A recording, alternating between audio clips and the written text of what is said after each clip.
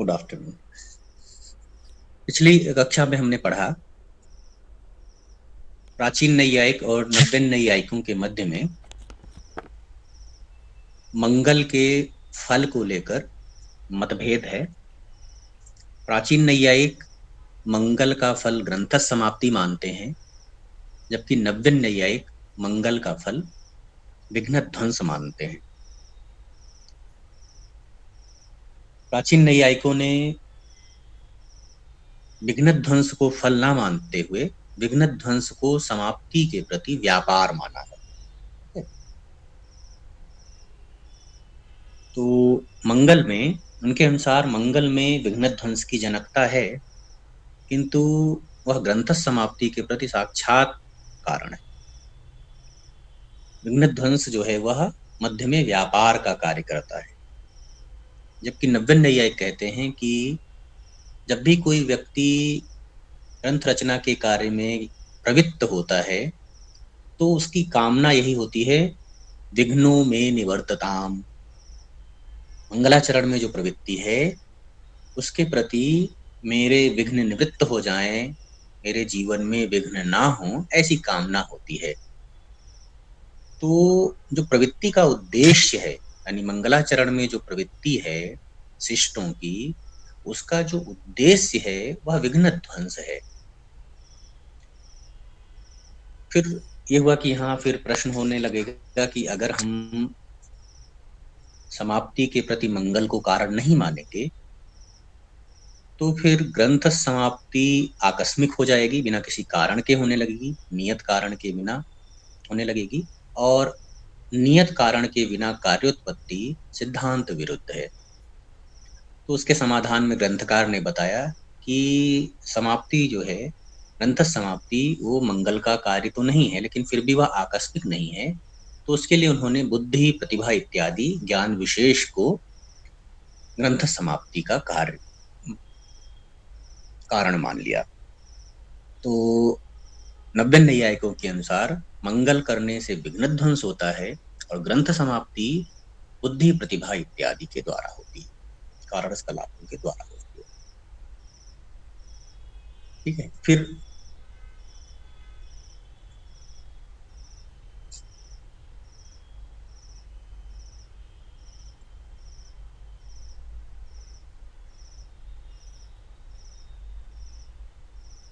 ठीक है, यहां तक स्पष्ट हो गया था। Yes sir. अब अगला विषय आता है कि यदि हम मंगल को विघ्न ध्वंस का कारण माने, विघ्न ध्वंस रूप जो कार्य है जो कि नैयायिकों को अभिमत है, यदि मंगल को ही उसका कारण माना जाए तो फिर से व्यभिचार की स्थिति उत्पन्न होती है।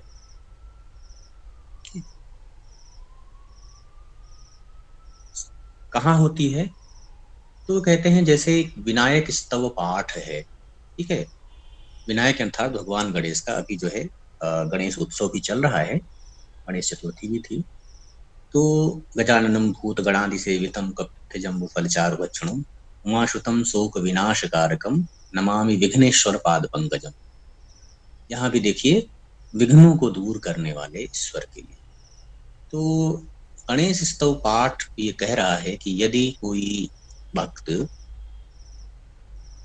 गणेश जी की वंदना करता है, अर्थात उनके प्रति मंगल करता है, मंगलाचरण करता है, तो उसके भी विघ्नों का नाश होता है। या आप किसी अन्य देवता इत्यादि को भी रख सकते हैं, जैसे मैंने जो बताया कि भाई भूत पिशाच निकट नहीं आवे, महावीर जब नाम सुनावे। तो भी भूत पिशाच विघ्न है, और उनके ध्वंस का कारण क्या है? महावीर का नाम जप। तो जब नैयायिक यह सिद्धांत बना लेता है कि विघ्न ध्वंस का कारण क्या होगा? मंगल। तो इन स्थलों में, जैसे गणेश स्तव पाठ इत्यादि स्थलों में, तो मंगल है नहीं, लेकिन फिर भी यहाँ विघ्न ध्वंस हो रहा है। तो होना क्या चाहिए कि भाई विनायक स्तव पाठ से विघ्नों का नाश नहीं होना चाहिए। सर ये बात समझ नहीं आई। मतलब वहां पे तो कर रहे हैं ना, जब वंदना कर रहे थे शुरू में ये पाठ कर दिया, तो इसका मतलब वहां पे भी तो मंगलाचरण ही हुआ ना सर। नहीं, हाँ, यहाँ यही समझना है कि ये जो विनायक स्तव पाठ है हम्म। ये मंगल नहीं है। ठीक है। ओह अच्छा अच्छा। ये ओके समझना। सर। ठीक है। जो विनायक स्तव है यानी भगवान गणेश का जो नाम जप है वो तो मंगल है, लेकिन जो पाठ है वो मंगल रूप नहीं है। विनायक स्तव जो है का मंगल में अंतर्भाव कर सकते हैं, विनायक स्तव भी एक प्रकार का मंगल है, लेकिन जो स्तव पाठ है उसको मंगल रूप नहीं माना जाता है।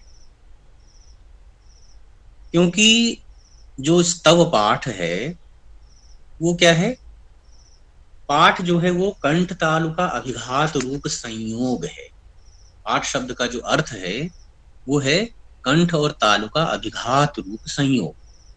जब आप कोई पाठ करते हैं तो जो शब्द का उच्चारण है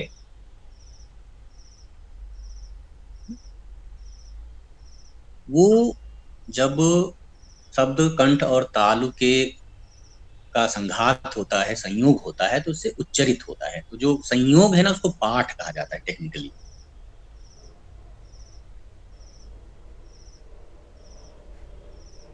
तो इसलिए जो है जो स्तव पाठ है वह मंगल नहीं है, उसका मंगल में अंतर्भाव संभव नहीं है। स्पष्ट है ना। विनायक स्तव और स्तव पाठ, जो पाठ शब्द है ना वहां समस्या है। विनायक स्तव है वहां समस्या नहीं है। विनायक स्तव मंगल रूप है। यद्यपि यहां भी हम कह सकते हैं कि विनायक स्तव पाठ को अगर हम विघ्न ध्वंस के प्रति कारण न मानकर पाठकता संबंध से विनायक स्तव को ही विघ्न ध्वंस का कारण माने तो ये व्यभिचार दूर किया जा सकता है। भाई विनायक स्तव पाठ जो है उसका जो पाठक है,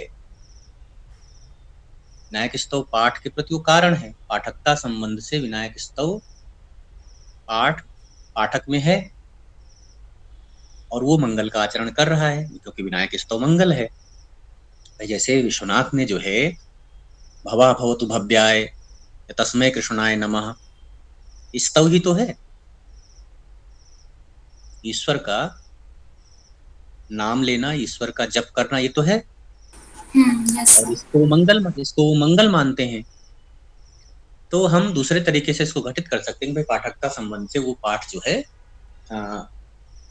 विनायक स्तव जो है वो विघ्न ध्वंस का कारण बन सकता है। लेकिन यहाँ ये समस्या आती है कि एक जो है उक्ति है, सर्वे विघ्नाः समम यान्ति गणेश स्तव पाठतः। सर्वे विघ्नाः समम यान्ति गणेश स्तव पाठतः। अर्थात गणेश स्तव का पाठ करने से समस्त विघ्न शांत हो जाते हैं। समस्त विघ्नों का के शांत होने का अर्थ है कि समस्त विघ्न नष्ट हो जाते हैं।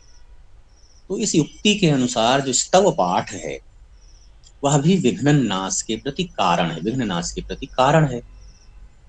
किंतु पाठ शब्द का जो अर्थ है ना वो कंठ तालवादी संयोग है। तो इसलिए उसमें जो है मंगलत्व तो नहीं है। अब अगर उसमें मंगलत्व तो नहीं है तो यहाँ व्यभिचार है, यानी बिना मंगल रूप कारण के भी विघ्न ध्वंस हो रहा है ना। विनायक स्तव पाठ से भी तो विघ्न ध्वंस हो रहा है। ये युक्ति क्या कह रही है, सर्वे विघ्नाः समम यान्ति गणेश स्तव पाठतः। इसके अनुसार क्या है, विघ्न नाश के प्रति कारण कौन है, गणेश स्तव पाठ। गणेश तब पाठ, यस सर। ठीक है। यानी यहाँ अब हम ये कह सकते हैं कि यहाँ जो विघ्न ध्वंस हो रहा है वह मंगल रूप कारण के अभाव के बिना हो रहा है ना। कार्य तो हो रहा है लेकिन नैयायिकों ने जो कार्य कारण भाव निश्चित किया था, विघ्न नाश के प्रति मंगल को कारण माना था। Yes sir.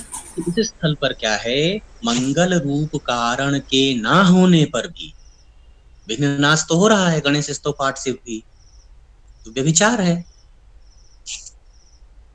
सर ये बात ना स्पष्ट नहीं हो पाई कि गणेश स्तव पाठ जो है सर उसमें भी तो मतलब मंगल ही किया गया होगा ना, ये हम इसको अलग क्यों कर रहे हैं? और पाठ से जो ये हम कह रहे हैं कंठ तालु का अभिघात रूप संयोग है सर, इसका क्या मतलब है?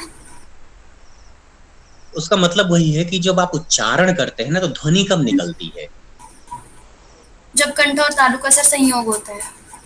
उसको पाठ कहते हैं टेक्निकली। ओह तो अच्छा। वो पाठ जो है, वो पाठ जो यानी जो संयोग है वो पाठ है, और संयोग जो है वो मंगल नहीं है। ओह। कंठ और तालु का जो संयोग है वो मंगल थोड़ो है। हाँ मतलब वो तो हम कोई भी शब्द बोलेंगे उसमें भी संयोग होगा, लेकिन वो तो मंगल निर् से अभी हम बात कर रहे हैं सर, उसमें भी कंठ तालु का संयोग तो हो रहा है पर मंगल नहीं हो रहा, वो ऐसा कहना चाह रहे हैं कि कोई भी पाठ हाँ, मंगल नहीं है। तो कहते हैं कि पाठ मात्र को मंगल, विनायक स्तव को हम मंगल कहेंगे, हम्म। गजाननम भूत गणाधिसेवितम, ये मंगल है। हम्म। लेकिन उस मंगल का जो पाठ है, यानी जो वो संयोग है ना, वो संयोग मंगल नहीं है। उस संयोग से उच्चरित जो ध्वनि है, जो वाक्य है, वो मंगल है, हम्म। किंतु वो जो संयोग है ना, वो मंगल नहीं। इतना ही बस जो है यहाँ पर समस्या है। सर ये बहुत माइन्यूट मतलब सर वो डिफरेंशिएशन कर रहे हैं और वो समझ नहीं आ रहा। हाँ, अब इसके कारण जो है उनके यहाँ है कि इसके कारण जो है ना नियम में परिष्कार हो रहा है। ठीक है, जो मंगल की विघ्न ध्वंस के प्रति कारणता है, इस कारणता का परिष्कार करना है आचार्य को।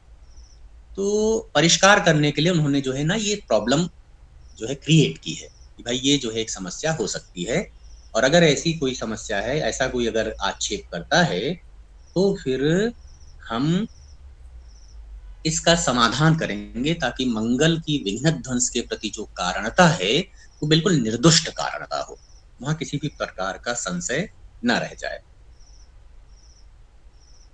सर ये समस्या तब थोड़ी ठीक रहती जब वो सिर्फ कहते हैं कि सर्वे विघ्ना समम यान्ति स्तव पाठ, कुछ ऐसा कह देते, लेकिन इसमें तो स्पष्ट लिखा ना गणेश स्तव पाठ, तो इस नहीं, स्तव पाठ में भी समस्या, स्तव तक तो कोई समस्या ही नहीं है, पाठ में समस्या है। अच्छा अच्छा। ठीक है ना, जो वाक्य है, हम्म। जो जैसे हम जो है ना रुद्राष्टक है या शिव महिम्न स्त्रोत है, तो यहाँ समस्या नहीं है, ये मंगल हैं। लेकिन जब इनका हम पाठ करते हैं, तो पाठ एक्चुअली टेक्निकली क्या होता है, वो जो शब्द जब निकलता है उसके पहले जो संयोग होता है तो ध्वनि उच्चरित होती है। तो जो उच्चरित ध्वनि है वो मंगल है।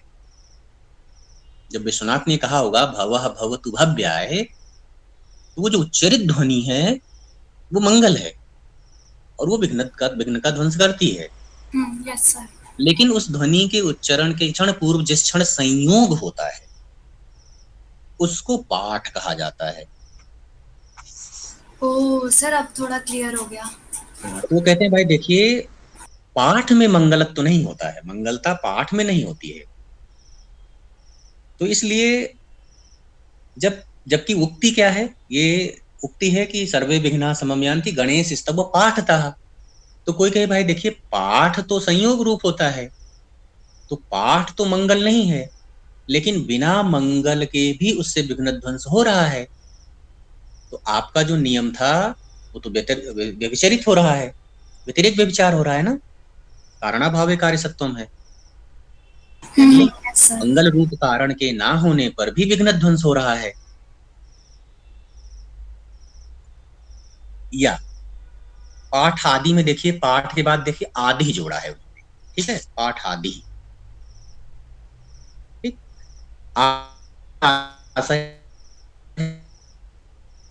है प्रायश्चित्त का, प्रायश्चित्त करने से भी विघ्नों का ध्वंस हो सकता है। यानी प्रायश्चित्त भी विघ्न ध्वंस के प्रति कारण है। जैसे मैंने आपको वो मेट्रो का एग्जांपल दिया था ना, कि भाई अगर किसी के पैर पर आपका पैर पड़ गया, अब ये क्या है कि वो अगर क्रोधित हो गया, आपने जो है सॉरी नहीं कहा, तो वो आपको जो है या तो कटु शब्द कहेगा, कई बार लोग जो है बहुत हार्शली बोल देते हैं, अपशब्द कह देते हैं, कई लोग मार भी देते हैं, है ना। तो वो विघ्न हुआ आपके लिए, वो विघ्न हुआ आपके लिए। Yes sir. किंतु यदि यदि हमने क्षमा मांग ली, यानी प्रायश्चित कर लिया कि भाई गलती से हो गया है, तो प्रायश्चित ने क्या किया, तत्प्रकारक जो विघ्न था, जो अपशब्द इत्यादि आपके साथ वो होने वाला था, उसका ध्वंस कर दिया। Yes sir. तो प्रायश्चित भी क्या है, विघ्न ध्वंस का कारण है।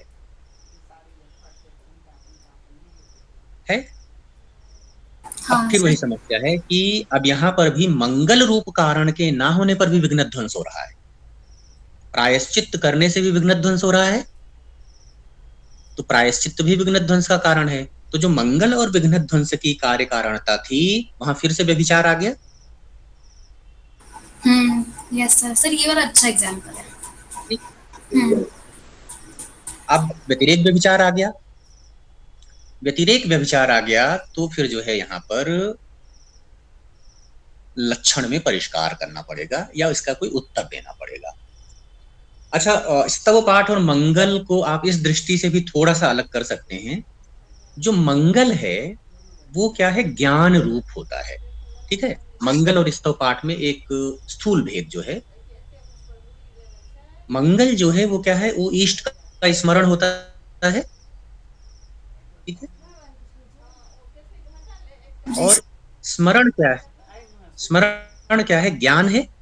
ये ज्ञान दो तरह का है, अनुभव और स्मरण। हाँ, अनुभव स्मृति, यस सर। ठीक, तो मंगल क्या है, वो ज्ञान रूप होता है। हम्म। जबकि स्तव पाठ क्या है, वह कंठ तालवाद जन्य, कंठ तालवाद स्थान जन्य शब्द रूप होता है।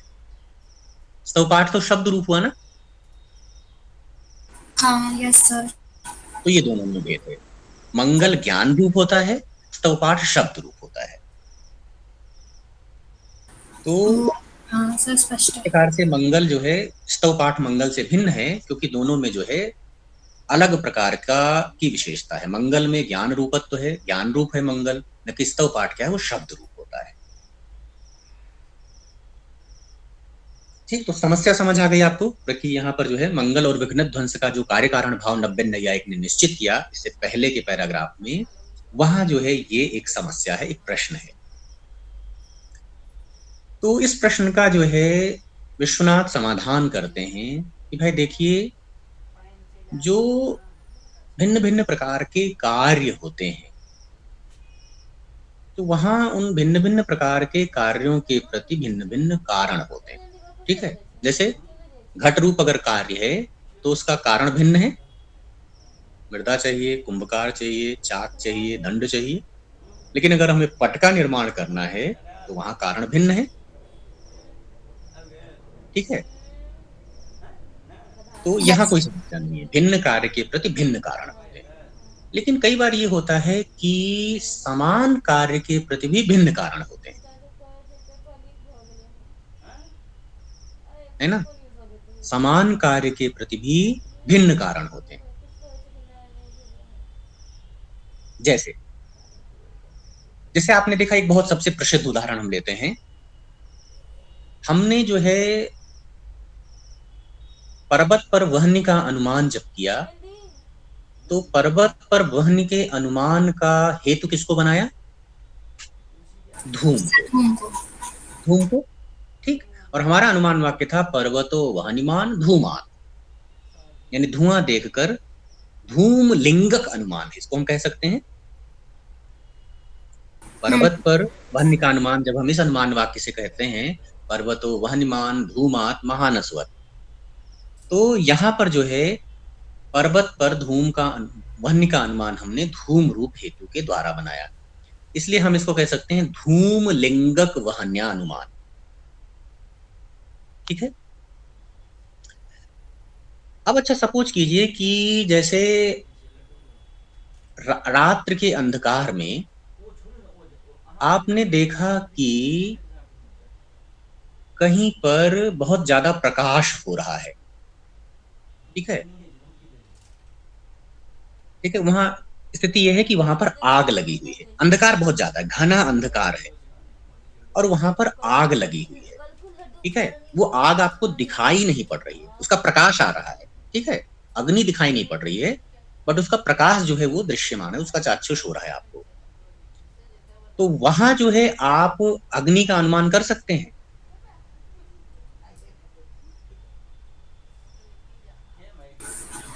सर डिपेंड करता है वो तो।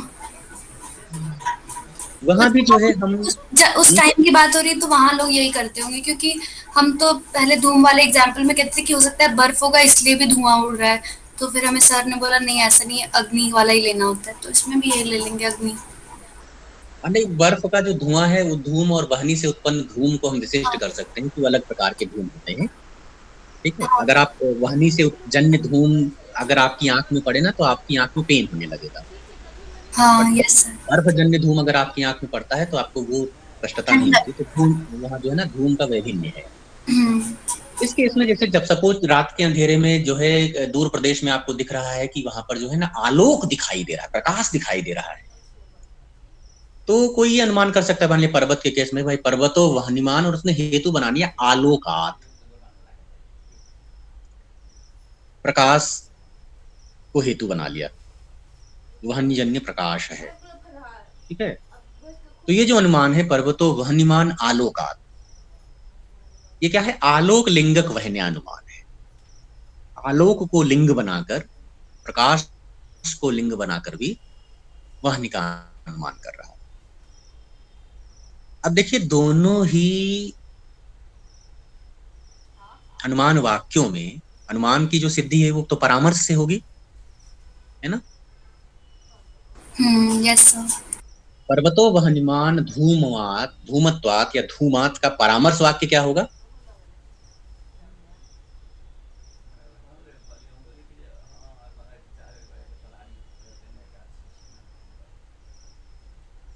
लिंगस्य तृतीयम ज्ञानम परामर्शः।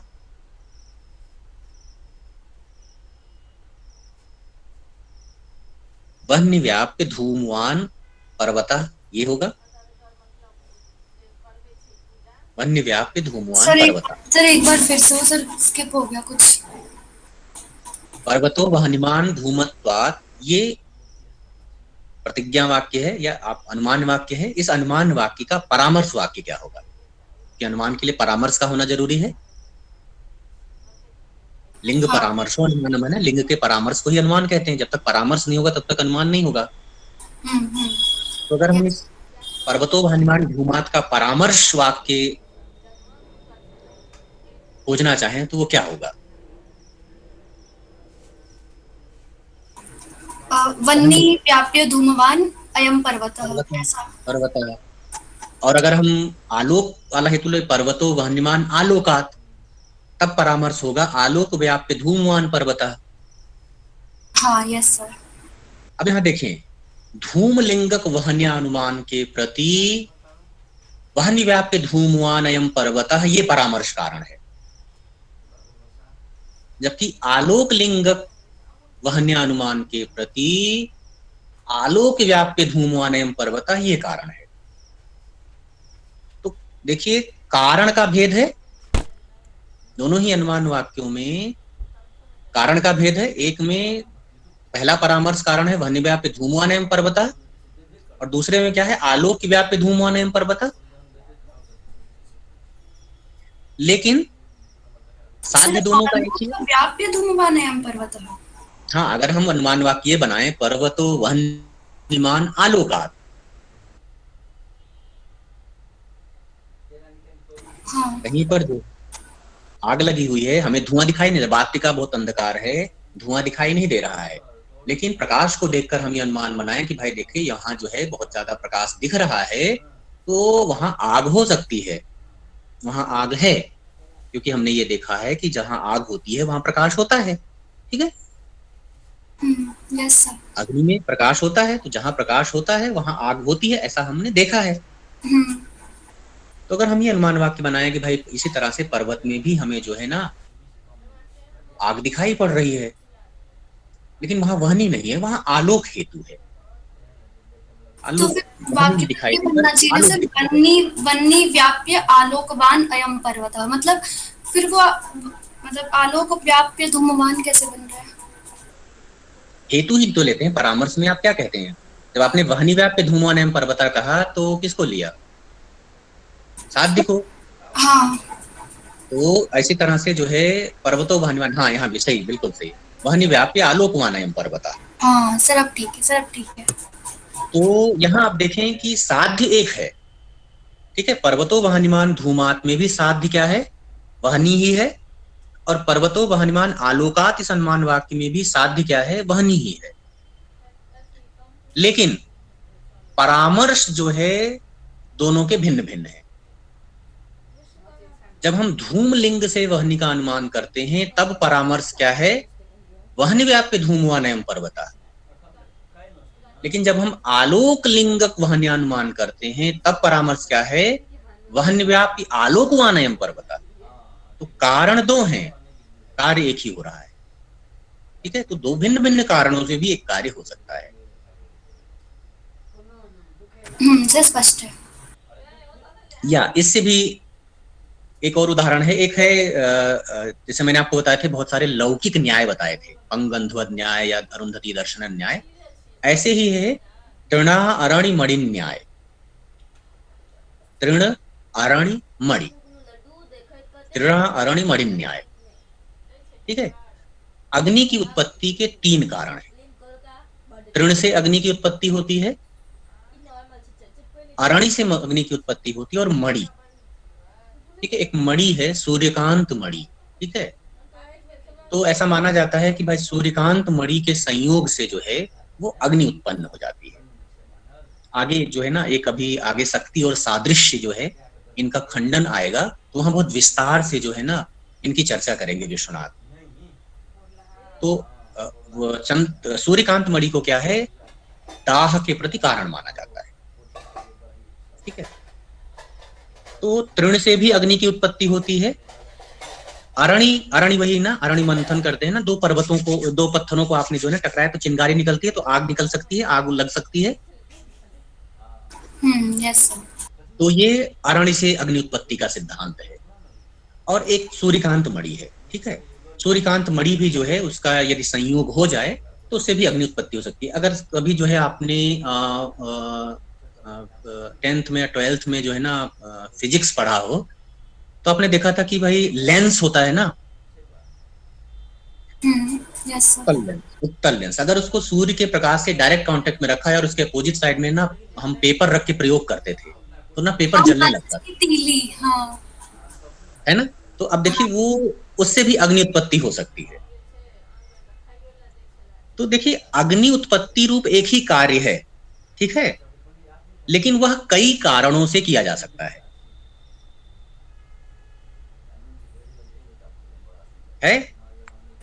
Yes sir. या आप देखिए खाने का कोई उदाहरण ले लें, भोजन का हम जैसे लोग प्रयोग करते हैं, तो आप जो है जैसे सैंडविच बनाते हैं, ठीक है। अब सैंडविच जो है आप तवे पर भी बना सकते हैं। आपने यस जो भी आपको जिस प्रकार का चाहे आलू इत्यादि भर लिया और तवे पे सेक के बना लिया तब भी हो सकती है। या आप जो है क्या कहते हैं उसको, जिसमें ब्रेड आप सेकते हैं हम लोग, सैंडविच मेकर सर। हाँ उसमें भी बना सकते हैं। कार्य एक ही है लेकिन दो तरीकों से किया जा सकता है। Yes sir. तो वही विश्वनाथ का कहना है कि भाई देखिए यहां भी विघ्न ध्वंस रूप एक ही कार्य है, लेकिन उस कार्य के कई पृथक कारण भी हो सकते हैं। तो हम ये मानते हैं कि जो मंगल है वह विघ्न ध्वंस विशेषे कारणम, और विघ्न ध्वंस विशेषे चा विनायक स्तव पाठादि। यानी उन्होंने एक ये नियम बता दिया कि विशिष्ट कार्य के प्रति विशिष्ट कारण होता है। तो विघ्न ध्वंस के प्रति कहीं मंगल कारण होता है और कहीं विघ्न ध्वंस के प्रति विनायक स्तव पाठ भी कारण हो सकता है, और कहीं विघ्न ध्वंस के प्रति प्रायश्चित भी कारण हो सकता है,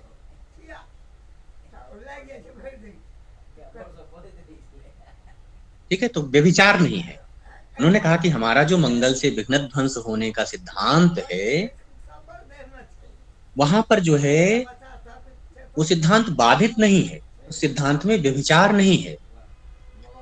वास्तव में क्या है, विघ्न ध्वंस क्या है, विघ्न ध्वंस विशेष है। विघ्न ध्वंस विशेष कहने का अर्थ है विजातीय विघ्न ध्वंस। तो विजातीय विघ्न ध्वंस के प्रति मंगल की कारणता होती है। अब ये आप कैसे पहचानेंगे कि भाई कौन से प्रकार के विघ्न ध्वंस के प्रति मंगल कारण होगा? यानी विश्वनाथ ने क्या कह दिया कि मंगल की जो कारणता है वह विघ्न ध्वंस सामान्य के प्रति नहीं है। ठीक है, विघ्न ध्वंस विशेष के प्रति है।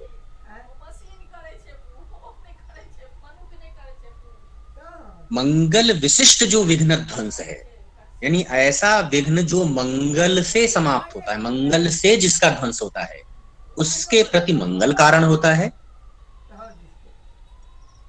ऐसा विघ्न जिसका ध्वंस विनायक स्तव पाठ से होता है, उसके प्रति विनायक स्तव पाठ कारण होता है। और ऐसा विघ्न जिसका ध्वंस प्रायश्चित्त से होता है, उसके प्रति प्रायश्चित्त कारण होता है।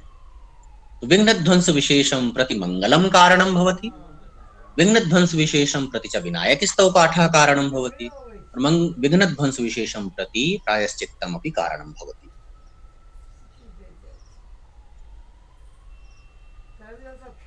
सर क्लियर है, इसका मतलब अपनी चॉइस के हिसाब से आप ले लो। अगर मंगल की जरूरत तो मंगल, विनायक तब तो विनायक, और प्रायश्चित से हो जाए तो प्रायश्चित। हाँ, तो उनका ये कहना है कि भाई स्थल विशेष का अंतर है। क्वचित विघ्न ध्वंस मंगलजन्य या कश्चित विघ्न ध्वंस मंगलजन्य, कश्चित विनायक स्तव पाठजन्य, कश्चित प्रायश्चित्तानुष्ठानजन्य। ठीक है, इसलिए जो आपने कहा कि व्यतिरेक व्यभिचार है, वहां व्यतिरेक व्यभिचार, अब व्यतिरेक व्यभिचार दूर कैसे हुआ?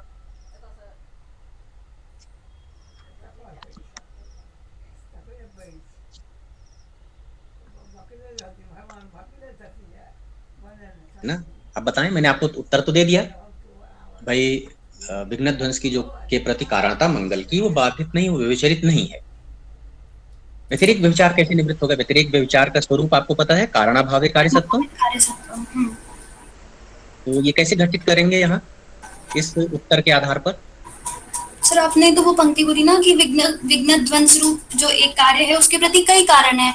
तो जब कई कारण है तो कारण का अभाव हम नहीं मान रहे, हम तो मान रहे कि कारण, मतलब सॉरी, कारणाभावे कार्य सत्व, जो ये वाली पंक्ति थी, इसका निवारण इसलिए हो गया कि कारण तो है, कारण का अभाव नहीं है। विशिष्ट जो कार्य है उसके प्रति विशिष्ट कारण है। जैसे मंगल की कार्यता जो है वो किसके प्रति है? विशेष जो विघ्न ध्वंस करना है। फिर ऐसे विनायक और प्रायश्चित, मतलब प्रत्येक की कारणता प्रत्येक के प्रति है। हाँ, तो पहले हमने क्या कहा था? पहले हमने कहा था मंगलम, मंगल सत्वे विघ्न ध्वंस सत्वम, यानी कारण सत्वे कार्य सत्वम। ठीक है, हाँ। अब हमने कर दिया, अब हमने कारण चेंज कर लिया, मंगल विशिष्ट ध्वंसम प्रति मंगल कारण। ठीक है, तो जब विनायक स्तव पाठ से विघ्न ध्वंस हो रहा है तो वहां पर क्या है? मंगल विशिष्ट विघ्न तो है ही नहीं, तो कारणाभाव नहीं है ना, इसलिए कार्य हो रहा है। Yes sir. तो इस प्रकार से जो है व्यतिरेक व्यभिचार निवृत्त हो जाता है। सर वो पंक्ति आपने क्या बोली थी? मंगल विशिष्ट ध्वंस से क्या था सर? मंगल विशिष्ट विघ्न ध्वंसम प्रति मंगलम कारणम न विघ्न ध्वंस सामान्यम प्रति, यानी मंगल की जो कारणता है वह मंगल विशिष्ट विघ्न ध्वंस के प्रति है। ऐसा विघ्न जिसका ध्वंस मंगल से ही होता है, उसके प्रति मंगल की कारणता मानी जाती है। ऐसे विघ्न जिनकी निवृत्ति या जिनका ध्वंस मंगल से इतर कारणों से होता है, उनके प्रति मंगल कारण नहीं होता है। जैसे प्रायश्चित्त से होने वाला विघ्न ध्वंस या गणेश स्तव पाठ से होने वाला विघ्न ध्वंस। तो मंगल विशिष्ट, यानी अगर आप नव्य न्याय के हिसाब से कहना चाहें तो मंगल विशिष्ट विघ्न ध्वंसत्व ही मंगल का कार्यता उच्छेदक है। मंगल विशिष्ट विघ्न ध्वंस, आगे चूंकि जब हम द्रव्य के समवायी कारण की सिद्धि करेंगे तो वहां जो है ना कारणता अवच्छेदक या अवच्छेद अवच्छिन्न की चर्चा आएगी। ये मैंने आपको बताया नहीं है, इस वजह से जो है ना अवच्छेदक और अवच्छेदकता मैं यहाँ नहीं बता रहा। तो हम जो है इस तरह से कह सकते हैं कि जब भी कोई कार्य होता है, सिंपल अगर हम इसका उत्तर देना चाहें कि किसी एक कार्य के प्रति भी पृथक पृथक कारण हुआ करते हैं, यानी एक कार्य भिन्न भिन्न कारणों से भी जन्य हो सकता है। तो जहां जिस प्रकार का कार्य हमें दृष्टिगत होता है, उस प्रकार के कार्य, विशिष्ट कार्य के प्रति कोई विशिष्ट कारण हमें स्वीकार करना चाहिए। ठीक है, जैसे जब हम जो है यह देख रहे हैं कि अग्नि की उत्पत्ति तृण से हो रही है, तो वहां अग्निपत्ति रूप विशिष्ट कार्य के प्रति तृण रूप विशिष्ट कारण को स्वीकार करना चाहिए। जहां हम ये देखते हैं कि अरणि मंथन से अग्नि उत्पत्ति हो रही है, वहां अग्नि उत्पत्ति के प्रति अरणि मंथन रूप विशिष्ट कारण है। और जहां मणि संयोग से अग्नि उत्पत्ति हो रही है, वहां पर विशिष्ट मणि ही जो है या सूर्यकांत मणि विशिष्ट कारण ही अग्नि का जनक है। तो विशिष्ट कारण के प्रति, विशिष्ट कार्य के प्रति विशिष्ट कारण की जनकता होती है।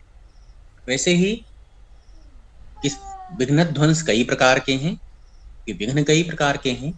कतिपय विघ्नों का ध्वंस मंगल से होता है, कतिपय विघ्नों का ध्वंस विनायक स्तव पाठ से होता है, कतिपय विघ्नों का ध्वंस प्रायश्चित्त से होता है। और आदि कहने से है ना, और भी जितने भी संभावित विकल्प हैं, ऐसा नहीं कि हम 3 बताए तो 3 ही आप मान ले। ठीक है, और भी जो विकल्प हैं जिनके द्वारा भी किसी प्रकार के विघ्न का ध्वंस हो, तो उस केस में उसको ही कारण माना जाएगा, वहां मंगल कारण नहीं होगा।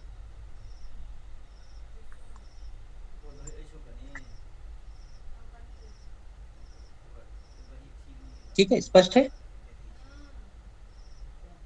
Yes sir.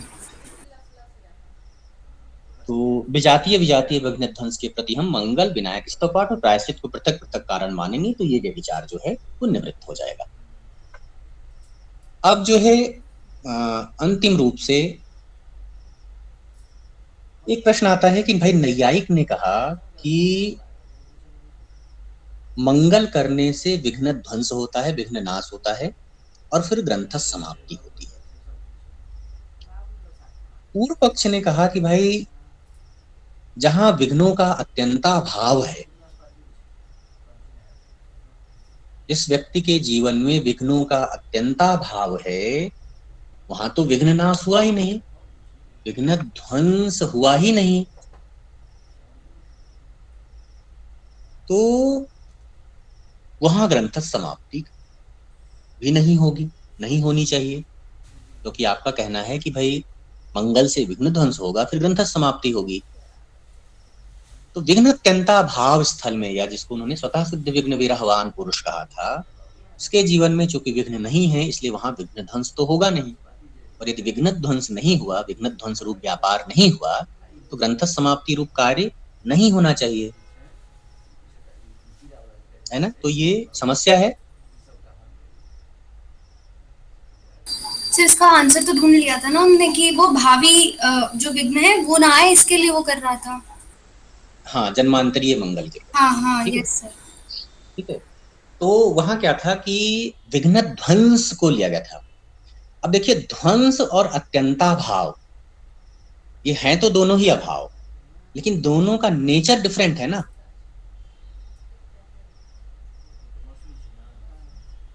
जो ध्वंसा भाव है और जो अत्यंता भाव है, इन दोनों का नेचर भिन्न भिन्न है।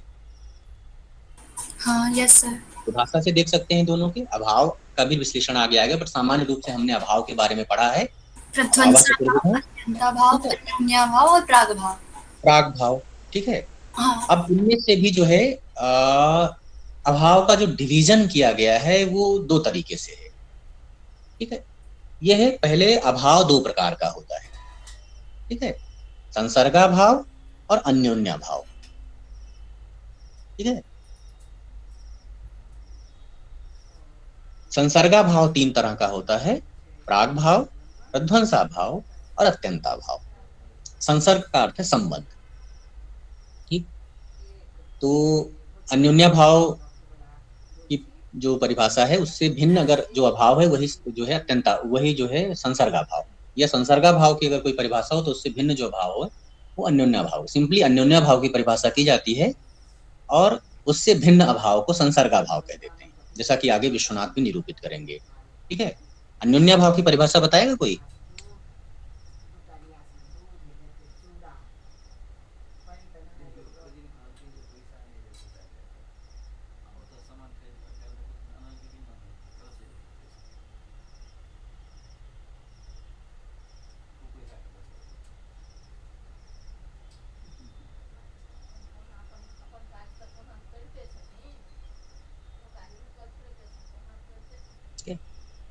तादात्म्य संबंधावच्छिन्न प्रतियोगिता का अभाव अन्योन्याभाव। ठीक है, अभाव का जब विश्लेषण करेंगे तो वहां जो है बताया जाएगा कि अभाव जो है वह पहचाना जाता है कि अभाव की प्रतियोगिता का नियामक संबंध कौन है।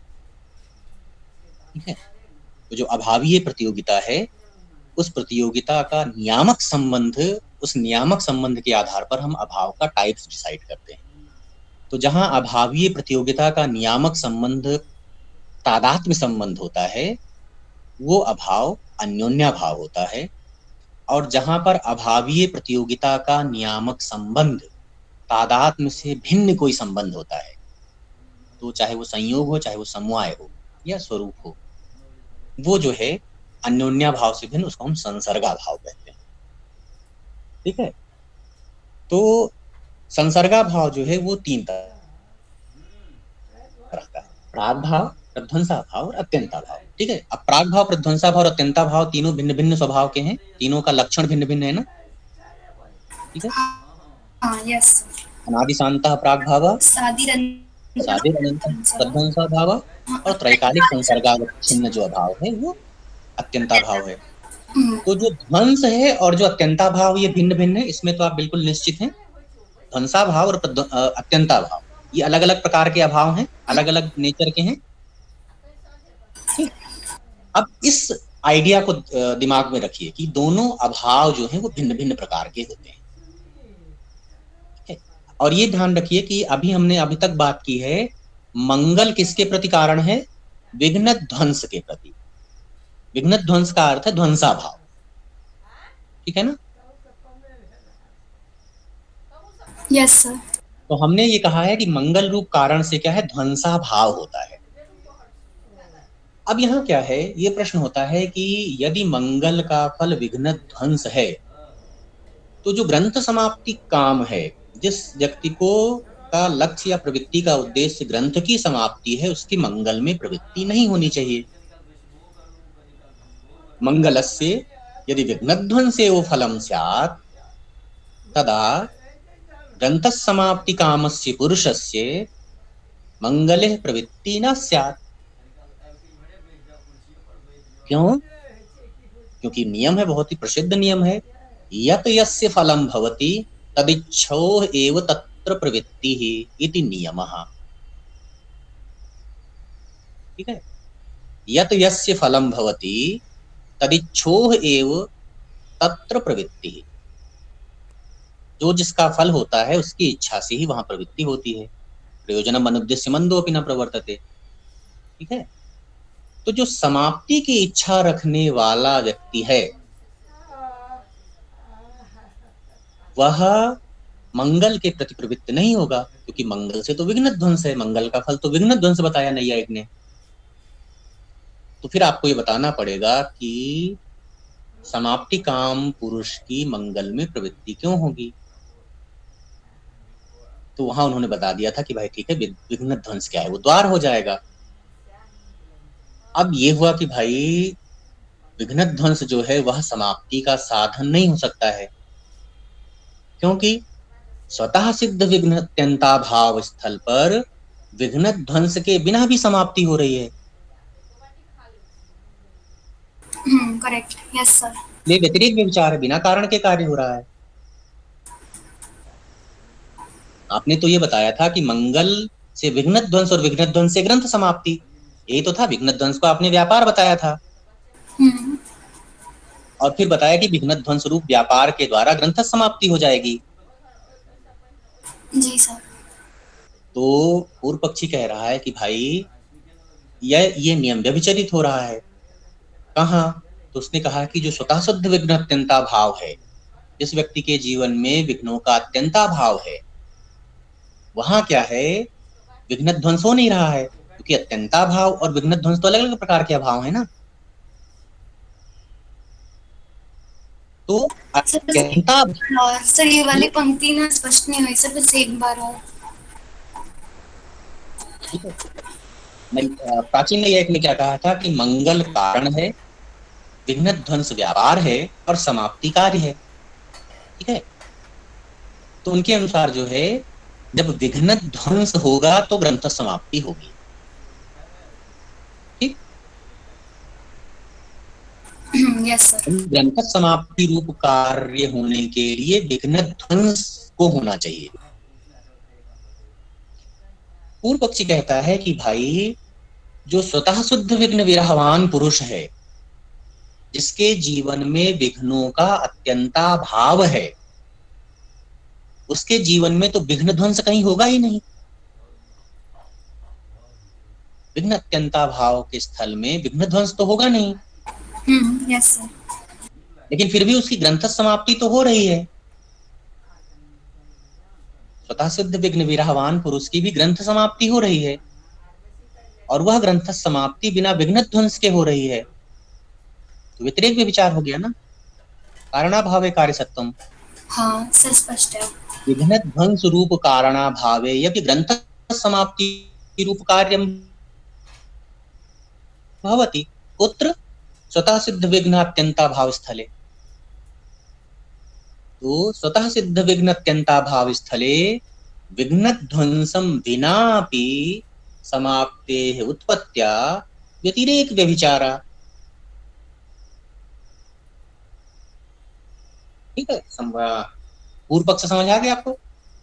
हाँ सर आ गया। निराश का भी सामान्य तरीका जो पहले बता चुके हैं। उनका कहना है कि भाई देखिए, समाप्तिम प्रति सर्वत्र विघ्न ध्वंस न कारण। ठीक है, जैसे पिछला उन्होंने बताया था कि भाई एक कार्य भी कई कारणों से उत्पन्न हो सकता है, तो ऐसा नहीं कि भाई विघ्न ध्वंस रूप कार्य जो है वो केवल मंगल से ही होता है, प्रायश्चित से भी हो जाता है, वो बिना किस्तों पाठ से भी हो जाता है। तो वैसे ही जो समाप्ति रूप कार्य है, उसके प्रति विघ्न ध्वंस ही एकमात्र कारण नहीं है, क्योंकि अगर हम उसको एकमात्र कारण मानेंगे तो समस्या क्या होगी?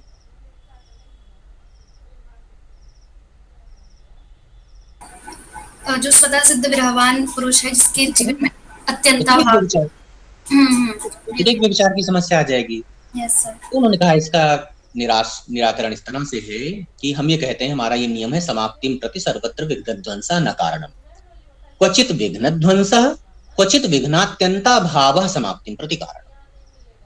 ठीक है, क्योंकि हमने क्या देखा कि कहीं कहीं ग्रंथ समाप्ति विघ्न ध्वंस के द्वारा हो रही है, और कहीं ग्रंथ समाप्ति विघ्न अत्यंता भाव के द्वारा भी हो रही है। तो विघ्न ध्वंस की तरह ही कहीं कहीं विघ्न का अत्यंता भाव भी समाप्ति का कारण है। तो हम ये कहते हैं कि भाई समाप्ति के प्रति दो कारण है, कहीं विघ्न का ध्वंस ग्रंथ समाप्ति का कारण है, और कहीं विघ्न का अत्यंता भाव है।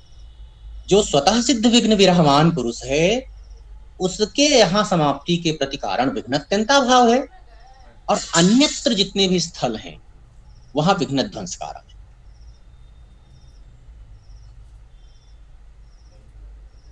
ठीक, तो भिन्न रूपेण कारणत्वे यत्र विघ्न ध्वंसात् समाप्ति तत्र विघ्न अत्यंता भावस्य व्यतिरेक व्यभिचारा, ये जो है, या यत्र विघ्नात्यंता भावात् समाप्ति तत्र विघ्न ध्वंसस्य व्यतिरेक व्यभिचारा। फिर जो है यहाँ ये समस्या आ जाएगी। ठीक है, एक प्रॉब्लम जब आपने ये सॉल्व की कि भाई हम इसका ये मान लेंगे, जब आप ये कहेंगे कि भाई विघ्न स्वतः सिद्ध विघ्न विरहवान पुरुष के जीवन में तो विघ्न ध्वंस के बिना ही ग्रंथ समाप्ति हो रही है, तो नैयायिक ने इसका परिहार कर लिया कि ठीक है, हम अपने कार्य कारण भाव में थोड़ा संशोधन करते हैं। हम ये कहते हैं कि भाई समाप्ति के प्रति सर्वत्र विघ्न ध्वंस ही कारण नहीं होता है, क्वचित कहीं कहीं विघ्न ध्वंस कारण होता है ग्रंथ समाप्ति के प्रति, कहीं कहीं विघ्न अत्यंता भाव कारण होता है। ठीक है, तो विशिष्ट ग्रंथ समाप्ति के प्रति विघ्न ध्वंस विशेष कारण होता है, और विशिष्ट ग्रंथ समाप्ति के प्रति स्वतः शुद्धि विघ्न अत्यंता भाव कारण होता है। ठीक है, स्पष्ट है?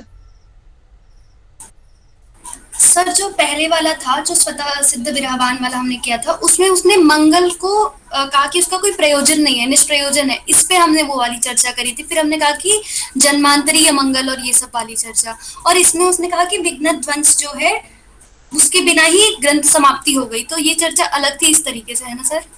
हाँ हाँ सर, आप स्पष्ट है। तो यहाँ ये हो गया कि नैयायिक ने परिहार कर दिया, वो स्पष्ट हो गया आपको। ठीक है, कि हम क्या करेंगे भाई, दो पृथक कार्य कारण भाव मान लेंगे। अब दो पृथक कार्य कारण भाव मानने में दो समस्याएं। पहली समस्या क्या है कि जब आपने ये कहा कि जहां विघ्न ध्वंस से समाप्ति हो रही है, ठीक है, वहां विघ्न का अत्यंता भाव है। आपने कहा विघ्न ध्वंस से समाप्ति होती है और विघ्न अत्यंता भाव से समाप्ति होती है। तो जहां विघ्न ध्वंस से समाप्ति हो रही है, उस स्थल में विघ्न अत्यंता भाव रूप कारण के अभाव में भी ग्रंथ समाप्ति रूप कार्य हो रहा है। हाँ, यस सर। व्यतिरेक विचार हो गया। आपने क्या है, विघ्न अत्यंता भाव को समाप्ति का कारण माना है।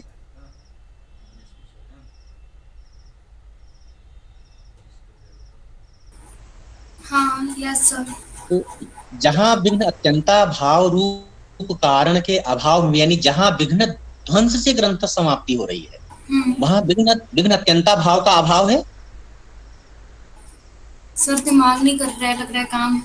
सर एक बार धीरे धीरे सर प्लीज। ठीक है, देखिए दो हो गए। आपने ये कहा विघ्न ध्वंस ग्रंथ समाप्ति। ठीक है, अगर आप ऐसे लिख लें उसको, विघ्न ध्वंस ग्रंथ समाप्ति, एरो बनाकर आप लिख दें कारण कार्य। जी। फिर उसके नीचे लिख लें विघ्न अत्यंता भाव ग्रंथ समाप्ति, यहां भी कारण कार्य। सर एक बार फिर से बोल दीजिए। पहला रूल हो गया, जैसे आप ये लिखते थे ना, A इक्वल टू बी, फिर C इक्वल टू डी। तो पहला रूल आप लिखें विघ्न ध्वंस, एरो लगाएं और ग्रंथ समाप्ति। विघ्न ध्वंस कारण है, समाप्ति कार्य है। दूसरा नियम क्या बना, विघ्न अत्यंता भाव और ग्रंथ समाप्ति के मध्य कार्य कारण भाव। यहां विघ्न अत्यंता भाव कारण है और ग्रंथ समाप्ति कार्य है।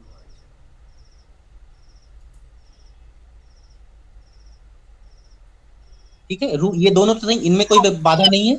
No sir, no sir. Sir यहाँ कहीं तक। पर, हाँ, कहीं पर विघ्नों का ध्वंस होगा तो ग्रंथ समाप्ति हो जाएगी, और दूसरा नियम कहता है कि जहां विघ्न का अत्यंता भाव होगा वहां भी ग्रंथ समाप्ति हो जाएगी। अब पहले स्थल को लें, विघ्न ध्वंस ग्रंथ समाप्ति, कार्य कारण भाव है। कार्य कारण भाव सहचार नियम से चलेगा, कारण सत्वे कार्य सत्वम, कारणाभावे कार्याभाव, यस सर। फॉलो हो रहा है। विघ्न ध्वंस सत्वे ग्रंथ समाप्ति, विघ्न ध्वंसा भावे ग्रंथ समाप्त्या भावा। ऐसे ही दूसरे में भी फॉलो हो जाएगा। विघ्न अत्यंता भाव सत्वे ग्रंथ समाप्ति, विघ्न अत्यंता भावा भावे ग्रंथ समाप्त्या भावा। कोई पक्षी कह रहा है कि पहले स्थल को जब आप लेते हैं जहां पर अब विघ्न समाप्ति रूप कार्य के, कार्य तो एक ही है, उसके दो कारण है ना। हाँ, दोनों इक्वेशन में समाप्ति रूप कार्य एक ही है, लेकिन उसके कारण द्वय हो गए, कहीं विघ्न ध्वंस और कहीं विघ्न अत्यंता भाव। जब आप पहला रूल लेंगे, यानी जहां विघ्न ध्वंस से ग्रंथ समाप्ति हो रही है, वहां पर जो ग्रंथ समाप्ति रूप कार्य है उसके प्रति विघ्न अत्यंता भाव रूप जो कारण है उसका अभाव है ना। हाँ, यस सर। तो कारणाभाव में कार्य हो रहा है कि नहीं। तो विघ्न ध्वंस तो कारण है ही ना। जहां विघ्न ध्वंस है वहां विघ्न अत्यंता भाव रूप कारण का तो अभाव है ना। हाँ सर है। तो कारण के अभाव में भी कार्य हो रहा है। अच्छा, ये दो कारण से मान रहे हैं क्या? विघ्न अत्यंता भाव भी तो कारण है ना ग्रंथ समाप्ति का। हाँ हाँ हाँ बिल्कुल। तो उसका तो अभाव है ना वहां, बिना उसके भी तो कार्य हो रहा है, सेम कार्य हो रहा है। हाँ हाँ यस सर। तो व्यतिरेक व्यभिचार हो गया। सर स्टेटमेंट कारणाभाव क्या बना रहे हैं आप? सर स्टेटमेंट एक बार बनाइए इस वाले का।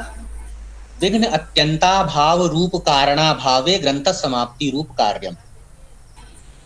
अच्छा। कारणाभावे कार्य सत्वम। कारणाभावे से क्या, पहले वाले इक्वेशन में, ठीक है। पहला जी। वाला इक्वेशन है विघ्न ध्वंस सत्वे ग्रंथ समाप्ति, ठीक। हाँ सर बिल्कुल। इसमें मैं कह रहा हूं कि यहाँ पर इसी इक्वेशन में हम ये कहें विघ्न अत्यंता भाव रूप कारणाभावे, कारणा अभावे अपि ग्रंथ समाप्ति। हाँ सर स्पष्ट है अभी। कार्य तो हो ही रहा है, हाँ। लेकिन दूसरे वाले कारण का अभाव है। बिल्कुल। ऐसे ही इक्वेशन 2 में आप आइए, जब हम ये कहते हैं कि विघ्न अत्यंता भाव रूप कारण के होने पर भी ग्रंथ समाप्ति रूप कार्य हो जाता है, वहां भी हम कह सकते हैं कि उस इक्वेशन 2 में हम्म। विघ्न ध्वंस रूप कारणाभावे अपनी ग्रंथ समाप्ति भवति। हाँ सर सर बिल्कुल। तो यहाँ भी व्यतिरेक व्यभिचार है। हम्म। तो ये कहा जा सकता है कि भाई ये जो आपने परिष्कार किया था कि हम कहीं पर विघ्न ध्वंस को कारण मान लेंगे और कहीं पर विघ्न अत्यंता भाव को कारण मान लेंगे, तो कहता है फिर भी आपका व्यतिरेक व्यभिचार निवृत्त नहीं होगा, है ना। जहां विघ्न ध्वंस से समाप्ति हो रही होगी वहां विघ्न अत्यंता भाव रूपी व्यतिरेक व्यभिचार हो रहा होगा, और जहां विघ्न अत्यंता भाव रूपी कारण से ग्रंथ समाप्ति रूप कार्य हो रहा होगा वहां विघ्न ध्वंस रूप का व्यभिचार हो रहा होगा।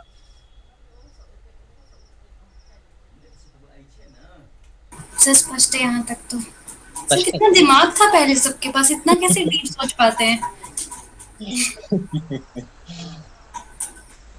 अभी तो बहुत सिंपल में चल रहे हैं हम। अभी तो हमने जो है ना तत्व चिंतामणि, फिर उसके आगे ना दीदी गादाधरी और वो सब तो पढ़े ही नहीं है, और अभी थोड़ा थोड़ा और भी आपको होगा जब ना उनके, अभी तो टर्मिनोलॉजी भी नहीं आई उनकी, विषयता कारणता कारणतावच्छेदक प्रतियोगितावच्छेदक, ये सब जब आएगा ना तब आप देखेंगे कि अच्छा और भी ज्यादा दिमाग था उनके पास।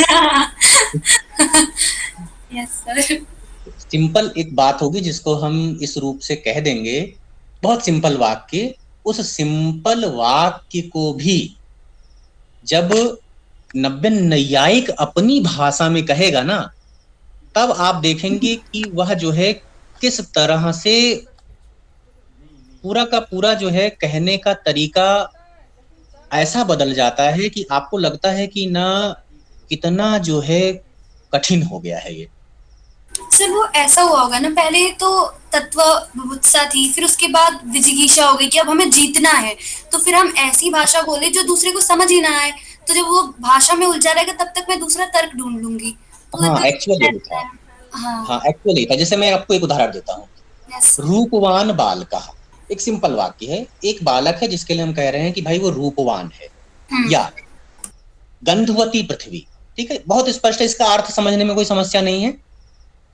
No sir no sir. गंधवती पृथ्वी सिंपल है, पृथ्वी गंध से युक्त है, गंध गुण वाली है, ठीक है। 90 नये अगर इसको कह देना अपनी भाषा में, उसी पृथ्वी को बताना हो गंधवती पृथ्वी को, तो ऐसे कहेगा गंधनिष्ठ प्रकारता निरूपित पृथ्वी निष्ठ विशेष्यतावती पृथ्वी। सर ऊपर से चला गया।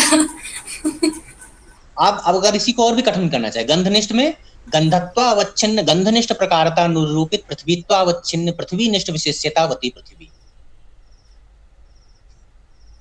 सर वो और भी बात जानना को चाहें तो उलझा संबंध कहाँ रहा है, वो तो हाँ? बात को और स्पष्ट कर दे रहा है ना। नैयायिक अपनी भाषा में अगर कोई लक्षण दे रहे तो बात को घुमा फिरा के न करके और स्पष्ट कर दे रहे। हाँ, क्योंकि वो अगर स्पष्ट वो कर रहे हैं, लेकिन उसी स्पष्टता गंधत्वावच्छिन्न को गंधता निरूपित अगर ऐसी बातें नहीं करते हैं तो सामान्यतः हम लोक जीवन में देखते हैं कि पानी से भी बदबू आ रहा है, यहाँ से भी आ रहा है, तो सामान्य जन का वहां पर प्रवेश हो सकता है कि ये भी पृथ्वी है क्या, या जल में भी ऐसा प्राप्त होता है क्या। तो वो तो क्लियर कर रहा है कि गंधत्व हाँ, नहीं है जल में। तो ये मैं घुमाने की इससे बात तो ये नहीं। कहा मना कर रहा हूँ, परिष्कार जितना भी है वह परिष्कार तो साधक ही है शास्त्र का, लेकिन समस्या क्या होती है ना कि सभी की बुद्धि जो है उसको ग्रहण नहीं कर पाती है, तो उनको लगता है कि ना वो क्लिष्ट होता जा रहा है। सर ये तो फिर वही बात हो गई, जैसे चाणक्य सीरियल हमें समझ में नहीं आ रहा था तो हमने हिंदी पे आक्षेप कर दिया, हालांकि वहाँ कमियां हमारी थी कि हाँ, हमें अपनी ही भाषा समझ में नहीं आती। तो बस समस्या वही है कि भाई उनको भी जो है ना, जो उसके परिष्कार हैं वो परिष्कार भी कठिन है, उनकी जो टर्मिनोलॉजी है वो भी कठिन है। एक बार जब आप उनकी बात को समझ लेते हैं ना, तब फिर हमें समस्या नहीं होती है। लेकिन जब तक हम उनको समझते नहीं हैं, तब तक हमको लगता है ना यार इतना ज्यादा जो है ये परिष्कार कर दिया है, अब ये तो ना समझ ही नहीं आएगा। कई बार हम क्या करते हैं, समझते नहीं तो फिर रटने की कोशिश करते हैं। रटने में क्या होता है कि अगर थोड़ा सा भी इधर उधर मिस होता है ना, तो फिर जो है ना गलत हो जाता है। या रटने वाले में क्या होता है कि जो हमने रट लिया है, जैसे मैंने आपको बता दिया भाई, गंधवती पृथ्वी का नव्य न्याय के अनुसार जो शाब्द बोध होगा वो इस रूप का होगा, ठीक है, गंधत्वावच्छिन्न इस प्रकार से। लेकिन अगर मैंने परीक्षा में गंधवती पृथ्वी ना पूछकर स्पर्शवान वायु पूछ लिया और आपसे ये पूछा कि भाई आप इसको जो है ना इसका शाब्द बोध लिखिए, अब आप उसमें जो है ना कंफ्यूज रहेंगे। जो जिसने समझ लिया है वो तो घटित कर लेगा कि भाई देखिए हमें क्या क्या चीजें जो है लिखनी है, ठीक है, किन किन धर्मों को कहना है, संबंध को कहना है, धर्म को कहना है, उसके अवच्छेदक को कहना है। तो जिसने वो प्रक्रिया समझ ली, प्रविधि समझ ली, वो तो लिख लेगा उसी बेस पर। लेकिन जो केवल रटा है जिसने, तो कहेगा अरे ये वाला तो हमने किया ही नहीं था, फिर वो कहेगा ये तो सर आउट ऑफ सिलेबस है, ये तो आपने बताया ही नहीं था। तो फिर वो कहेगा भाई पेपर बहुत कठिन आया। ऐसे ही लोग कहते हैं ना पेपर कठिन आया, क्योंकि हम तो तैयार करके जाते हैं भाई आएगा गंधवती पृथ्वी का शाब्दबोध निरूपित कीजिए नब्बे न्याय के अनुसार, और परीक्षा में आता है कि भाई जो है नहीं, स्पर्शवान वायु का निरूपित कीजिए। सर ये बड़ा अच्छा था पंकज का कि हमने और क्लियर करके हम बता रहे हैं, मतलब ये कितना बहुत पॉजिटिव है। मैं अच्छे हमेशा करके उल्टा बताते हैं। सोचती थी अभी परिष्कार तक। जो है, परिष्कार जो है वो इसीलिए किया नहीं, वो वाला पक्ष भी है, मतलब ये भी है जो ने सोचा है ऐसा जो है खुद नैयायिकों का ही मानना है। भाई मैंने संभवतः बताया भी आपको तर्क या कहीं भी पढ़ाते हुए कि जब ये कहा गया कि भाई जो न्याय है, न्याय का भी लक्ष्य जो है वो है कैवल्य की प्राप्ति कराना, अपवर्ग की प्राप्ति कराना, और उन्होंने बताया कि भाई षोडश पदार्थों के तत्व ज्ञान से होगा। तो षोडश पदार्थों में ये जो छल जाति निग्रह स्थान है, इनको जानने की क्या जरूरत है? आपके यहाँ भी तो ना आत्मज्ञान से ही कैवल्य की प्राप्ति हो रही है, जैसा आपने अगर तर्क भाषा में पढ़ा हो अपवर्ग निरूपण। तो बेसिकली जो है वो आत्मज्ञान ही है, आत्म तत्व का ज्ञान ही है। और अब आप कहें कि भाई बाकियों को जानने की जरूरत है, तो आप कहें कि भाई बाकियों से आत्मा को भिन्न कैसे किया जाए, इसलिए जानने की जरूरत है। शरीर इत्यादि प्रमेयों को जानने की आवश्यकता इसलिए है ताकि हम डिफरेंशिएट कर सकें, भाई आत्मा जो है वो इससे भिन्न है शरीर इंद्रिय आदि से। लेकिन फिर यह कि भाई ये जो आपने छल जाति निग्रह स्थान ये सब बताए हैं, ये कौन कहाँ काम आएंगे हमारे? हमें तो किसी से छल नहीं करना है, हमें क्यों छल सिखाया जा रहा है? तो जो न्यायभाष्यकार हैं उन्होंने जो है ये लिखा अपने भाष्य में कि भाई देखिए जैसे कोई सामान्य व्यक्ति है, वो अपने घर के बाहर कोई वृक्ष लगाता है, ठीक है, तो जब वह अंकुर बीज का रोपण करता है और बीज से जब अंकुर प्रस्फुटित होता है, तो क्या है उसे जो है उसकी सुरक्षा करनी होती है। अगर हम उसकी सुरक्षा नहीं करेंगे, देखिए वृक्ष जब बड़ा हो जाता है तब उसकी सुरक्षा करने की आवश्यकता नहीं है, क्योंकि उसको फिर कोई पशु इत्यादि नुकसान नहीं पहुंचा सकते हैं। लेकिन जब वह छोटा है तब क्या है कि कोई भी पशु जो है उसको नुकसान पहुंचा सकता है, बकरी इत्यादि आए और जो है वो खा के चली गई। तो हम क्या करते हैं कि उसके चारों ओर जो है ना बाढ़ लगा देते हैं, कटीली झाड़ियां लगा देते हैं, या जैसे हम जो है ना फेंसिंग करते हैं ना बाउंड्री पर अपने जो है घर की सुरक्षा के लिए बाउंड्री वाल पर लगा देते हैं। Yes sir. तो अब ये सब क्या है, ये किसी भी तरह से पेड़ की अभिवृद्धि में साक्षात कारण तो नहीं है ना। भाई पेड़ की जो वृद्धि होगी वह वृद्धि होगी कि उसे जो है जमीन से जो उपजाऊ पोषक तत्व हम पानी दे रहे हैं, नहीं दे रहे हैं, उसको खाद इत्यादि दे रहे हैं, ये सब नहीं दे रहे हैं, उसकी देखभाल कर रहे हैं, उससे होगी, ठीक है। समवायी कारण उसके तो वो लोग हैं। निमित्त कारण में जो है आप इनको भी रख सकते हैं भाई फेंसिंग करने से भी, क्योंकि नहीं लगाएंगे तो फिर जो है चर जाएगा कोई तो भी वृक्ष जो है वो विकास को प्राप्त नहीं होगा, वृक्ष विकास को प्राप्त नहीं होगा। तो इसलिए हमने लगाया। तो उन्होंने कहा कि भाई ये छल जाति निग्रह स्थान क्या है ना, ये हमारे लिए बाढ़ का काम करते हैं। तो एक्चुअली जो डिबेट हो रही थी, जो बौद्ध न्याय था और जो जैन न्याय था, विशेषता जो विज्ञानवादी शून्यवादी ये हैं, और जैनों में जो है अकलंक हैं और हेमचंद्र हैं, मल्लिनाथ सूरी हैं, शांतरक्षित हैं, बहुत सारे जैनाचार्य हैं जिनमें फिर आपस में डिबेट हुआ। तो वहां ये भी था कि भाई देखिए, हमें जो है अगर हमें अपना उत्तर प्रस्तुत करना है तो पूर्व पक्ष जो आक्षेप लगाता है हमें उसका परिष्कार करना पड़ेगा, अपने उसमें संशोधन करना पड़ेगा, परिष्कार करना पड़ेगा। स्वयं नैयायिकों ने भी अपने आंखें बिना उसके। तो उस परिष्कार के लिए ये हुआ कि भाई जितना अधिक जो है हम परिष्कार करेंगे, और फिर धीरे धीरे उन्होंने जो है ना स्पष्ट करने के लिए ऐसी भाषा का सन्निवेश करना प्रारंभ कर दिया, कारणता, अवच्छेदकता, विषयता, प्रतियोगिता, ये। और ये हुआ कि भाई एक तो ये है कि इससे हमारा परिष्कार भी हो रहा है, दूसरा ये है कि पूर्व पक्ष को ना कम से कम हमारी इस टर्मिनोलॉजी को तो समझना ही पड़ेगा ना एक बार। भाई अवच्छेदकता क्या होती है, प्रतियोगिता क्या होती है, कारणता अवच्छेदक धर्म क्या होता है, कारणता अवच्छेदक संबंध क्या होता है, या प्रतियोगिता अवच्छेदक संबंध क्या होता है, ये आप एक बार तो समझोगी। और जब तक आप समझने में रहोगे तब तक हम सपोज जो है आपसे जो है आपके प्रश्न का उत्तर जो है वो ढूंढ लेंगे। तो ये भी एक रीजन था। मोस्ट प्रॉब्ली जो पॉजिटिव पक्ष है उसका वो यही है कि किसी भी विषय को इतना अधिक सुस्पष्ट कर दिया जाए भाषा के द्वारा ही कि फिर उसमें किसी भी तरह की न्यूनता ना रहे, ठीक है, कोई और संभावना जो है दोषारोपण की ना रहे। क्योंकि हम बार बार ना कितनी बार उत्तर देते रहेंगे, कितनी बार शास्त्रार्थ करते रहेंगे। तो अल्टीमेटली जो है एक ऐसा तरीका खोज लिया जाए जिस तरीके से अगर हम अपने उत्तर को प्रस्तुत करें तो फिर सामने वाले के लिए उस पर प्रत्युत्तर करना या उस पर आक्षेप करना जो है वो सुविधाजनक ना रह जाए, या वो ना ही कर पाए। Yes sir. ठीक। तो इस स्थल में जो है जब क्वचित विघ्नत्यंता भाव समाप्ति साधनम प्रतिबंधक संसर्गा भावस्य कार्य जनकत्व। तो एक तो समस्या ये थी कि अगर हम विघ्न ध्वंस को ही समाप्ति के प्रति कारण मानेंगे तो विघ्नत्यंता भाव जिस व्यक्ति के जीवन में है वहां चूंकि विघ्न ध्वंस नहीं होगा, इसलिए उसकी समाप्ति नहीं होनी चाहिए, ये व्यतिरेक व्यभिचार है। तो नैयायिक ने समाधान किया, भाई समाप्तिम प्रति सर्वत्र विघ्न ध्वंसा न कारणम क्वचित विघ्न ध्वंसा कारणम क्वचित विघ्न अत्यंता भाव कारणम।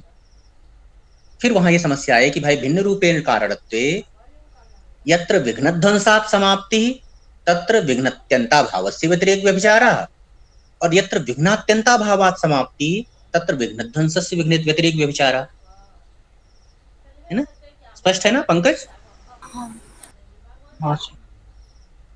तो उन्होंने हाँ, और एक और समस्या आई कि भाई देखिए सामान्यतः क्या है कि किसी भी कार्य के प्रति कई सारे कारण होते हैं। कोई भी कार्य कारण समूह से उत्पन्न होता है, ठीक है। कार्य की उत्पत्ति के लिए कोई एक ही कारण तो जिम्मेदार होता नहीं है। जैसे घट है तो घट के प्रति कुंभकार भी कारण है, मृदा भी कारण है, दंड भी कारण है, चक्र भी कारण है ना। लेकिन इन सब की कारणता में भी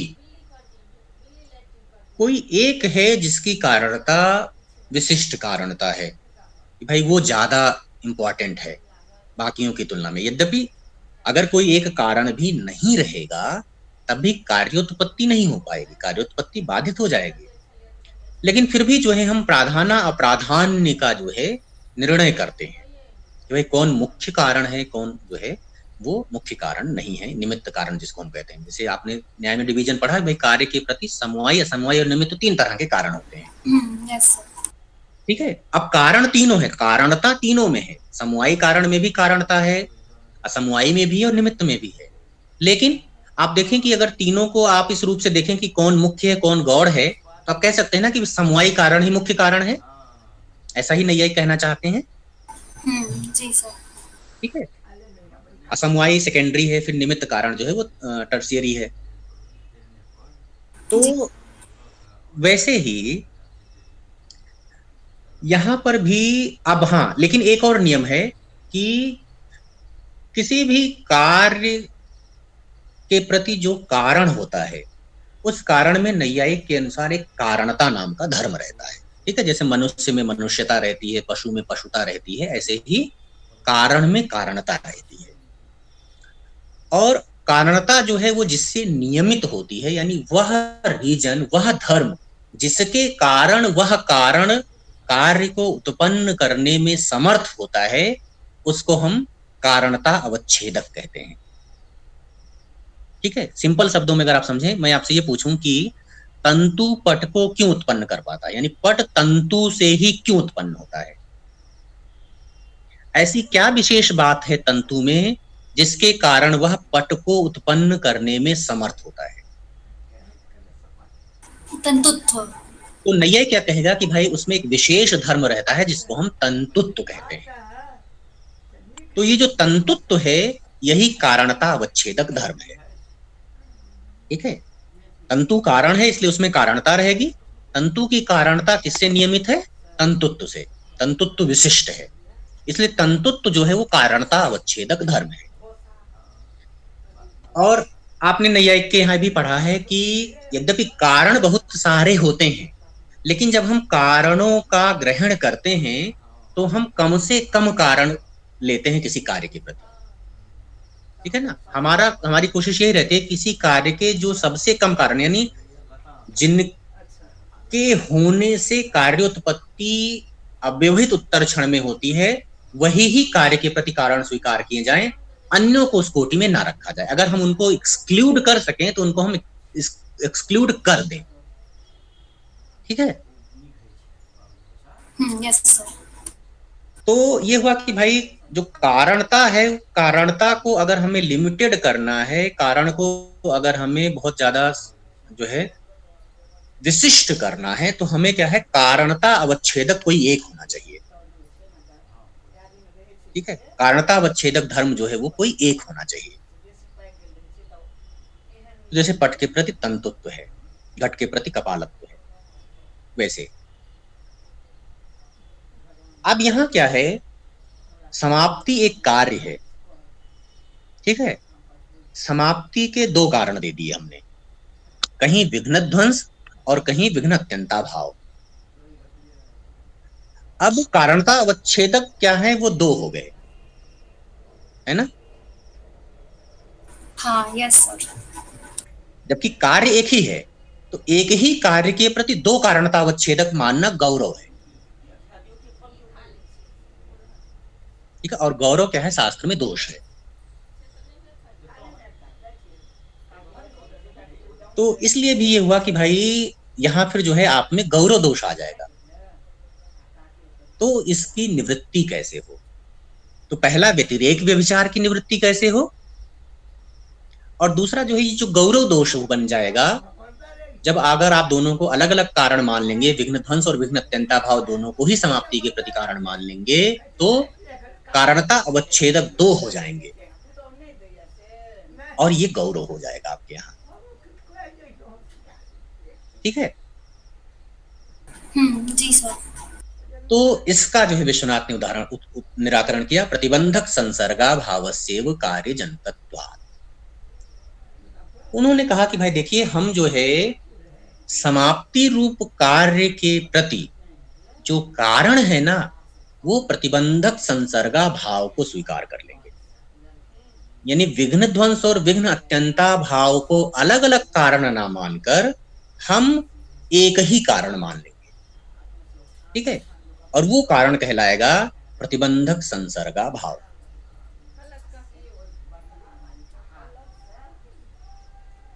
अब प्रतिबंधक संसर्गा भाव को कारण मान लेने से इनकी समस्या कैसे सुलझी कि संसर्गा भाव में ध्वंसा भाव और अत्यंता भाव दोनों आ गए ना।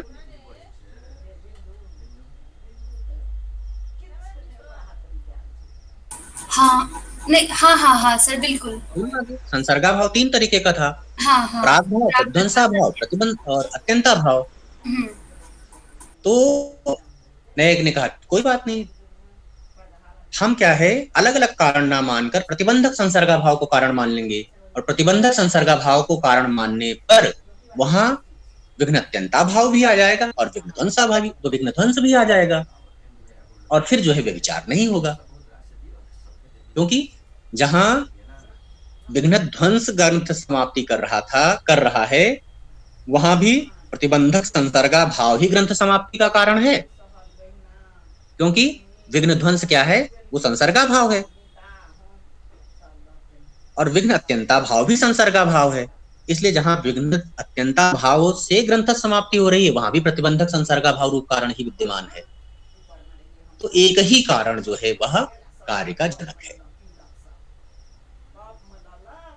सर स्पष्ट है। सर जो ये प्रतिबंधक जुड़ा है ये क्या है सर?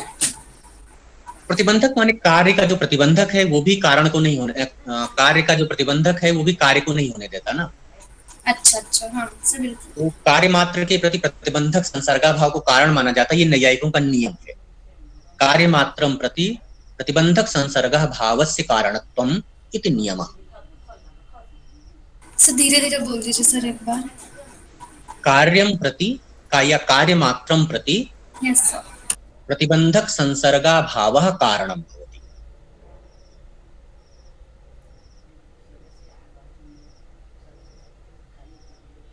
जैसे कार्य मात्र के प्रति साधारण कारण हमने देखे थे ना, 9, 8 या 9, तो उसमें एक प्रतिबंधक का भाव भी कारण था ना। तो प्रतिबंधक का भाव भी कार्य के प्रति कारण होता है और वो सामान्य कारण है। Yes sir. तो एक पहले वाले का निराकरण हो गया, व्यतिरेक व्यभिचार की भी निवृत्ति हो गई, और कारणता अवच्छेदक वाला जो गौरव हो रहा था उसकी भी निवृत्ति हो गई। अब क्या है, कारणता अवच्छेदक कौन बन जाएगा? संसर्गा भावत्व, क्योंकि कारण तो एक ही रह गया, अब प्रतिबंधक संसर्गा भाव ही कारण बन गया अब। यस। इसलिए कारणता अवच्छेदक भी एक ही हो जाएगा और इसलिए वहां गौरव भी नहीं होगा।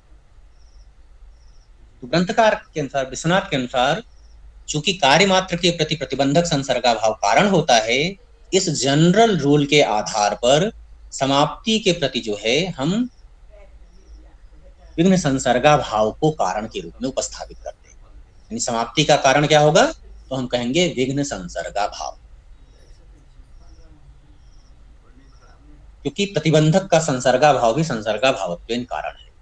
तो इस तरह से जब हम समाप्ति के प्रति विघ्न संसर्गा भावत्वेन या विघ्न संसर्गा भाव को अगर हम कारण मान लेते हैं तो व्यभिचार निवृत्त हो जाता है।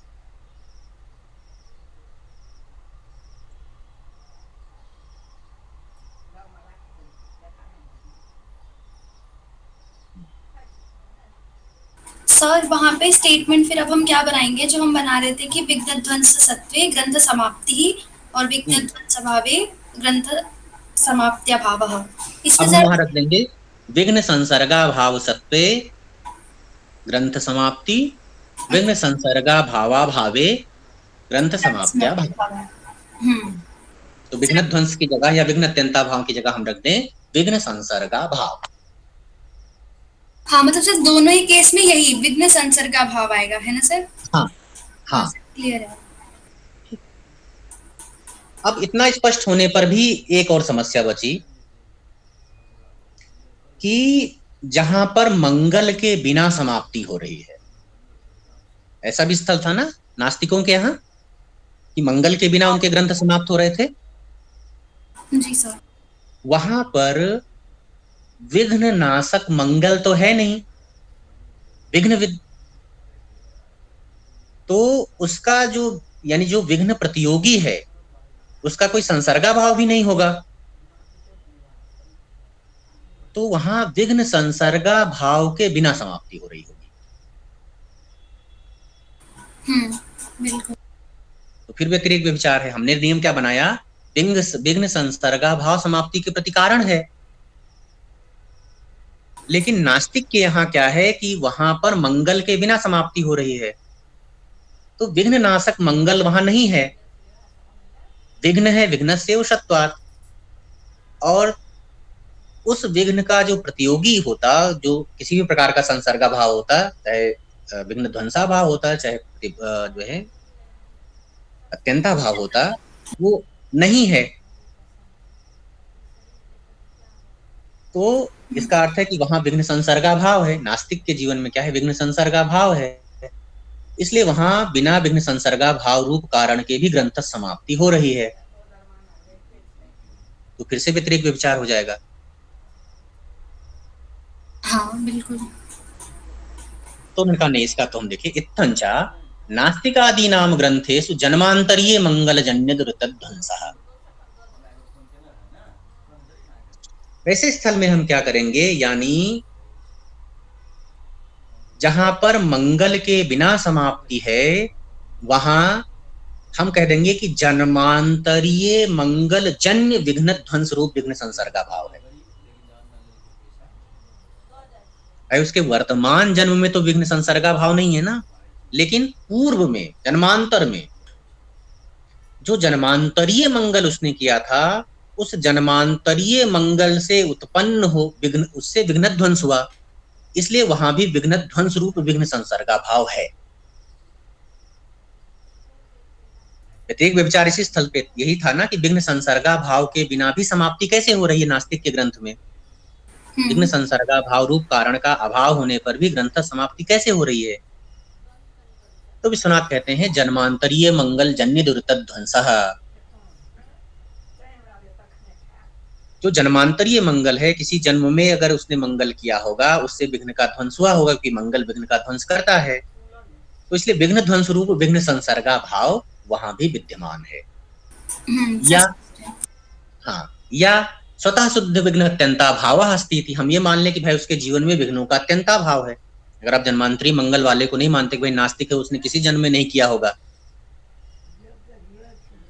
तो आप कह दें कि ठीक है, स्वतः सिद्ध विघ्न अत्यंता भाव रूप विघ्न संसर्गा भाव है, क्योंकि अत्यंता भाव भी संसर्गा भाव है।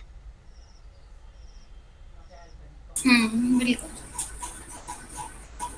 तो इसलिए जो है, या तो जन्मांतरीय मंगल जन्य विघ्न ध्वंस रूप विघ्न संसर्गा भाव नास्तिक के ग्रंथ में समाप्ति का कारण बन जाएगा, या स्वतः सिद्ध विघ्न अत्यंता भाव रूप विघ्न संसर्गा भाव वहां कारण बन जाएगा, और इस तरह से जो है व्यभिचार जो है वह निवृत्त हो जाएगा।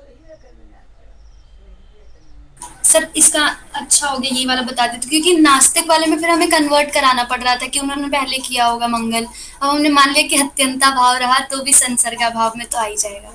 हाँ, तो उसमें उन्होंने कहा कि भाई दो विकल्प हैं, आपको अगर पहला ठीक लगता है, आप इससे सहमत हैं कि भाई नास्तिक जो है इस जन्म में नास्तिक है, हो सकता है पहले आस्तिक ही रहा हो, और आप कहें कि नहीं नहीं भाई जो इस जन्म में नास्तिक है वो पहले भी नास्तिक कैसे रहा, आस्तिक कैसे रहा होगा। तो फिर उन्होंने कहा फिर हमारे पास विकल्प है कि आप ये मान लें कि विघ्न अत्यंता भाव रूप संसर्गा भाव वहां कारण है। बिल्कुल। तो इसलिए न व्यभिचारः इत्याहु, ये जो है उनका कहना है विश्वनाथ का, कि ये भी जो है उसका समाधान हो सकता है। जी सर। तो यहां तक जो है ये मंगलवाद है, ठीक है।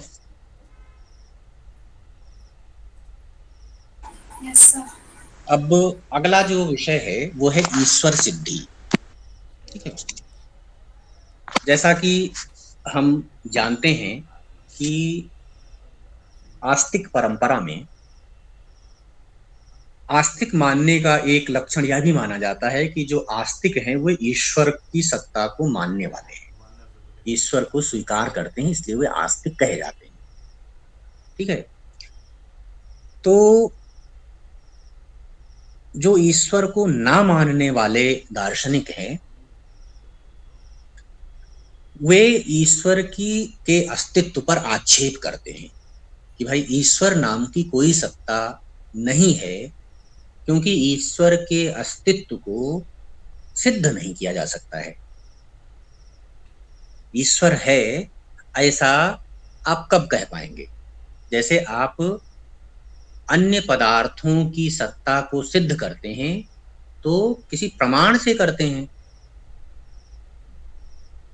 जो प्रमेय है, प्रमेय की सिद्धि कब होती है?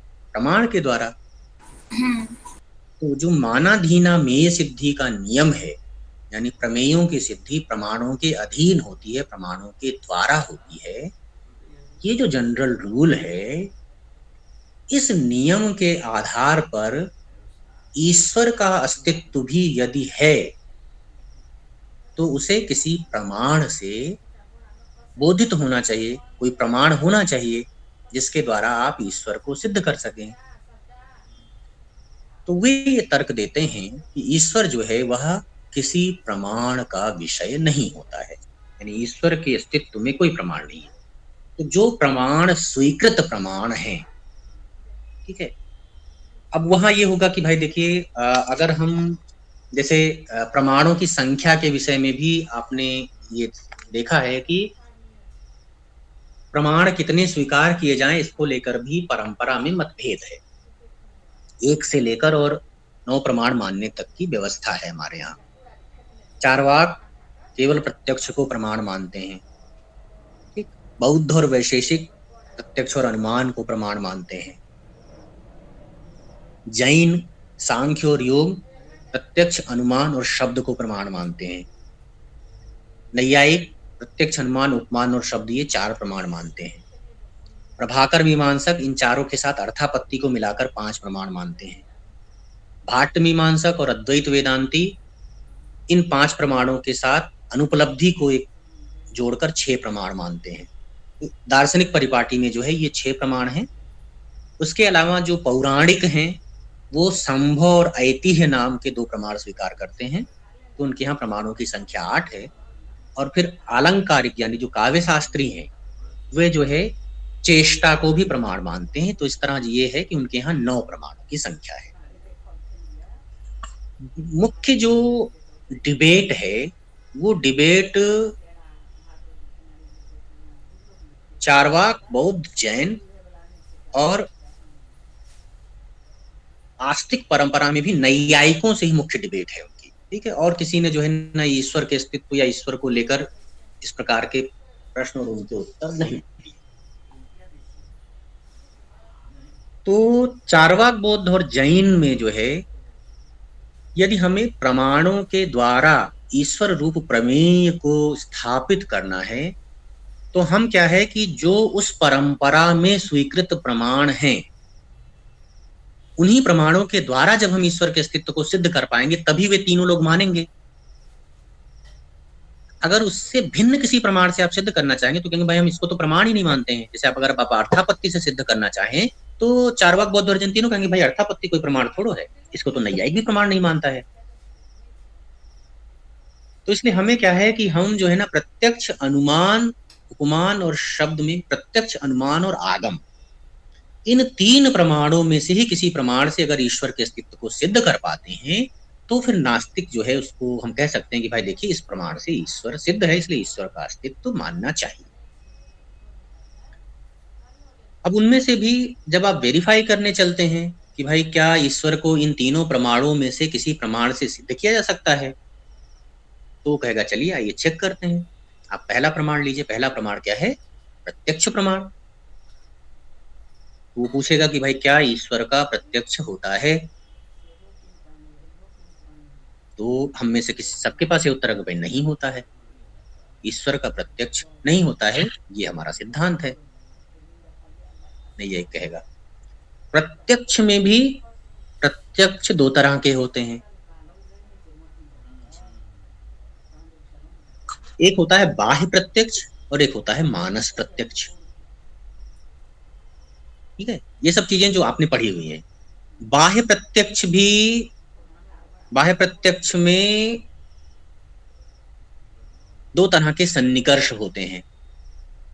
ठीक है, जिनमें से एक आपने पढ़ा है, एक आप मुक्तावली में पढ़ेंगे।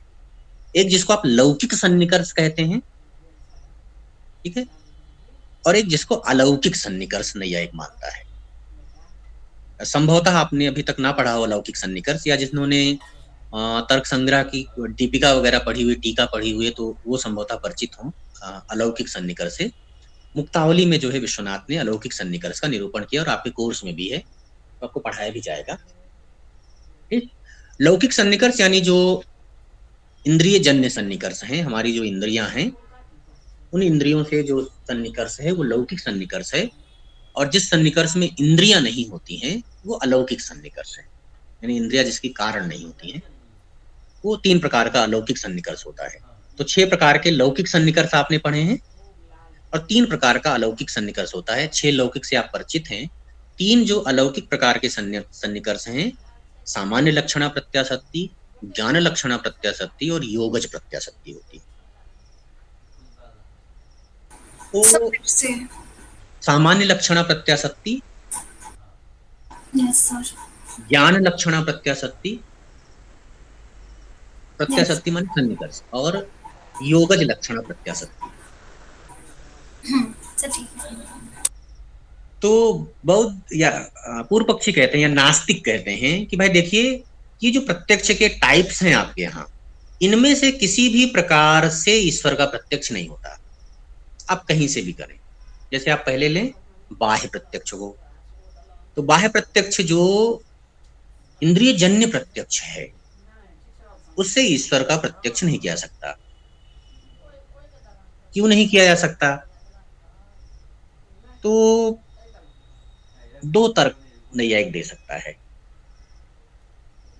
पहला तर्क तो ये है कि जो प्राचीन नैयायिक हैं वो ये मानते हैं कि बहिरिंद्रिय जन्य द्रव्य प्रत्यक्ष के प्रति रूप कारण होता है।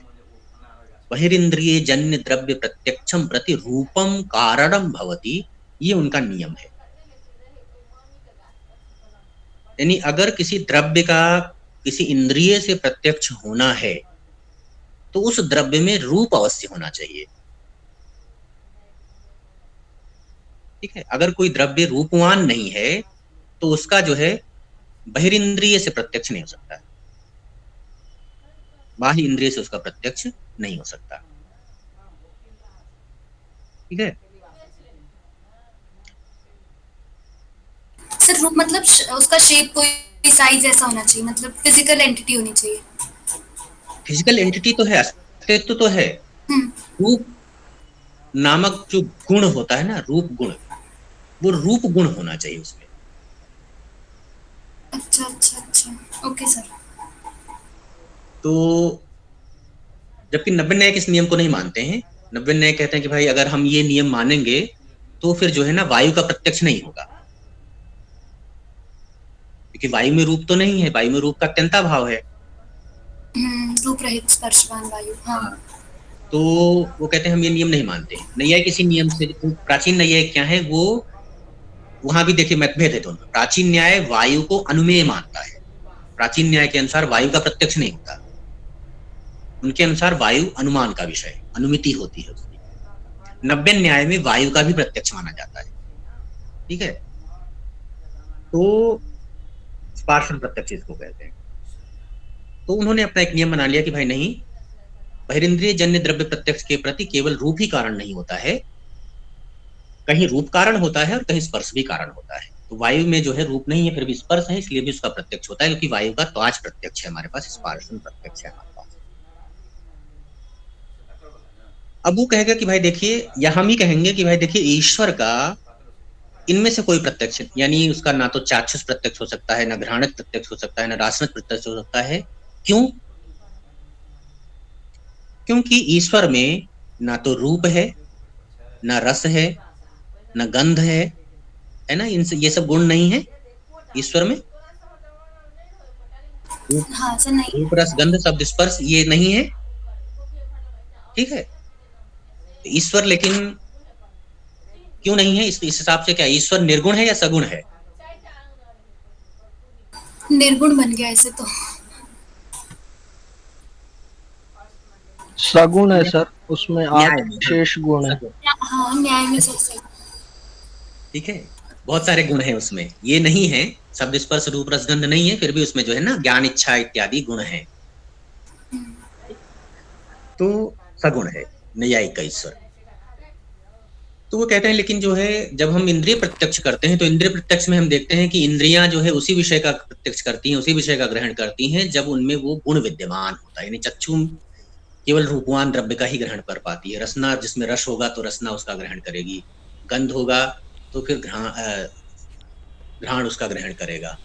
ईश्वर में चूंकि इनका अभाव है इसलिए बहिरिंद्रिय प्रत्यक्ष उसका नहीं होता है। फिर हुआ, चलिए बहिरिंद्रिय नहीं होता, मानस प्रत्यक्ष भी नैयायिक मानते हैं। मानस प्रत्यक्ष पढ़ा है आपने?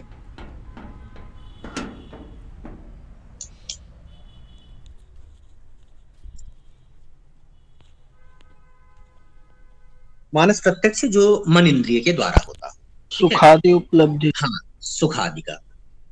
तो जैसे अहम सुखी, अब अहम सुखी में है क्या, आप सुख का प्रत्यक्ष कर रहे हैं। मैं सुखी हूं, मैं दुखी हूं, अहम ज्ञानवान, अहम इच्छावान, ये जो हमें बोध हो रहा है ये भी प्रत्यक्ष है। तो इसका प्रत्यक्ष जो है कैसे होता है, तो जो सामान्य प्रत्यक्ष है यानी बहिरेंद्रिय प्रत्यक्ष है, उसमें क्या है, आत्मा मनसा संयुज्यते, मनः इंद्रियण इंद्रिया विषय, इंद्रियाणि विषय।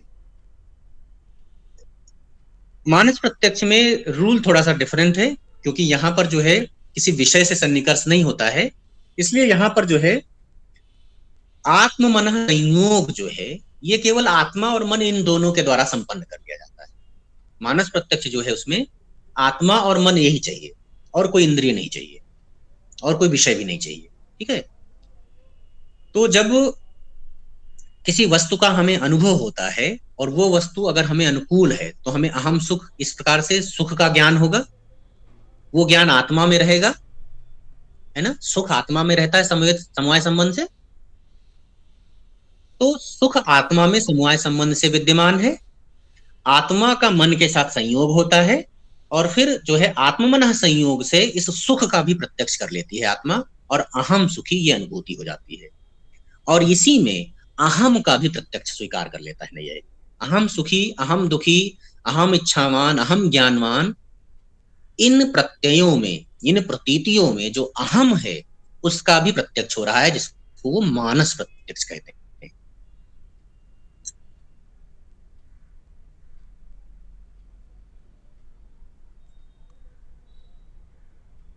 अब मानस प्रत्यक्ष में क्या है कि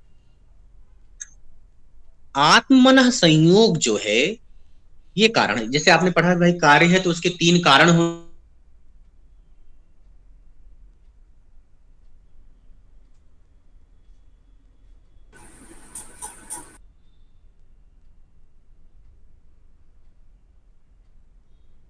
सर आपकी आवाज नहीं है। हाँ, तो जैसे हाँ कार्य है तो उसके कारण होने चाहिए।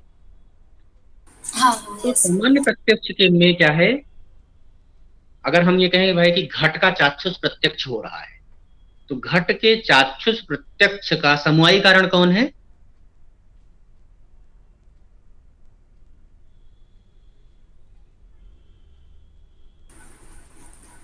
घटत्व। घट में तो घटत्व रहता है, समवायी कारण तो वही हुआ। वो समवायी कारण कहाँ हुआ, कारण थोड़ा हुआ, घट का कारण घटत तो थोड़ा है, वो जाती घट है। का घट का कारण तो कपाल है। हाँ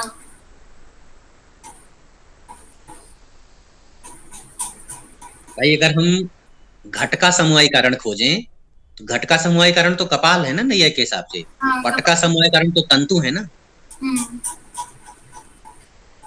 यस। तो ऐसे ही घट प्रत्यक्ष, घट प्रत्यक्ष रूप कार्य का समवायी कारण कौन होगा? सर रूपक। नहीं बच्चे, घट प्रत्यक्ष अर्थात घटक ज्ञान, और ज्ञान का समवायी कारण कौन होता है? आत्मा। ज्ञान, ज्ञान समवाय संबंध से कहाँ रहता है? समवाय कारण का अर्थ जो जहां कारण समवाय संबंध से रहे, कार्य समवाय संबंध से जहां रहता है वही तो समवाय कारण है, आत्मा होगी फिर तो। आत्मा। इसलिए प्रत्यक्ष के प्रति आत्मा समवाय कारण है, असमवाय कारण क्या होगा?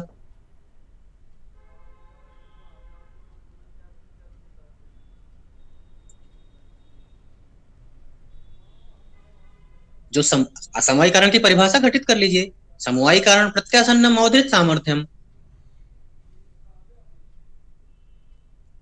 मैंने आपको रूल भी बता दिया, घट का प्रत्यक्ष कैसे होगा, आत्मा मनसा संयुज्यते, मनः इंद्रियेण इंद्रिया विषयेण। आत्म मनः संयोग, आत्म मनः संयोग ये असमवायी कारण होगा, बाकी सब निमित्त कारण बन जाएंगे।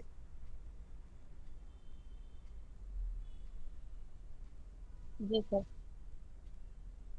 अब जब हमें मानस प्रत्यक्ष हो रहा है, यानी जब हम आत्मा का मानस प्रत्यक्ष करते हैं, तो उस मानस प्रत्यक्ष में मनः संयोग कारण है। आत्म मनः संयोग कारण है, असमवायी कारण है।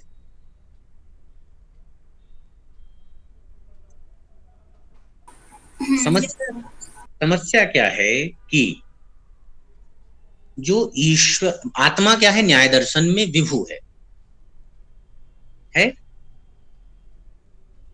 हाँ करेक्ट, यस सर।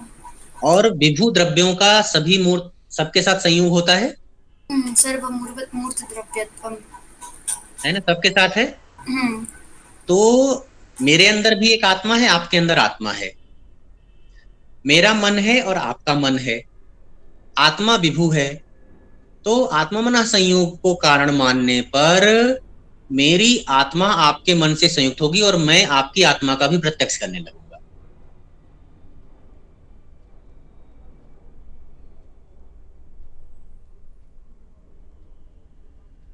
समस्या हो जाएगी ना?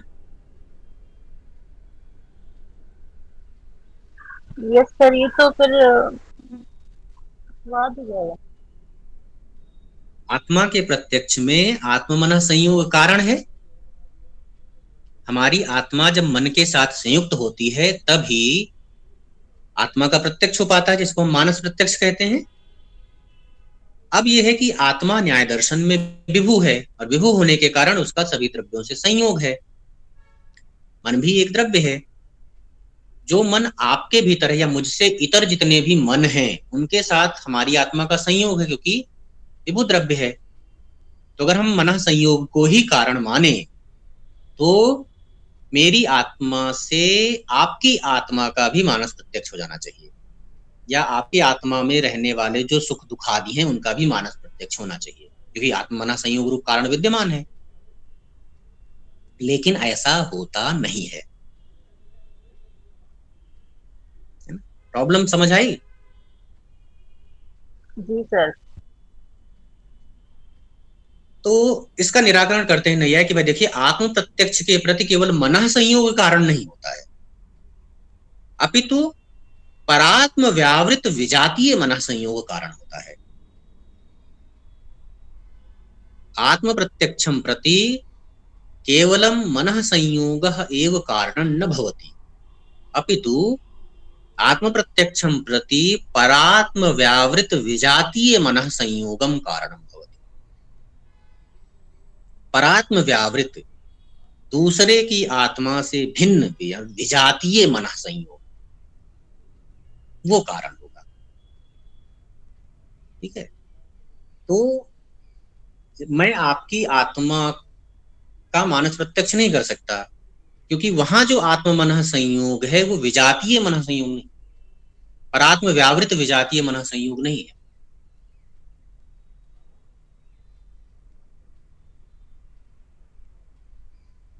सर ये ऐसे क्या परात्मा व्यावृत भी जाती है? सर ये आया ही नहीं समझ में।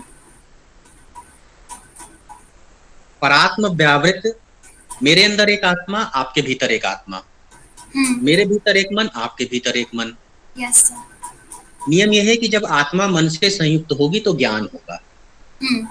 ठीक है? मानस प्रत्यक्ष हो जाएगा हमें।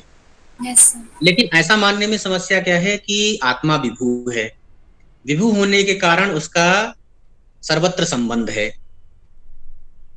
तो संयोग हो जाएगा उसका मन के साथ। तो आपका जो मन है उसके साथ भी उसका संयोग हो जाएगा। और ऐसा मान के कर मेरी आत्मा के द्वारा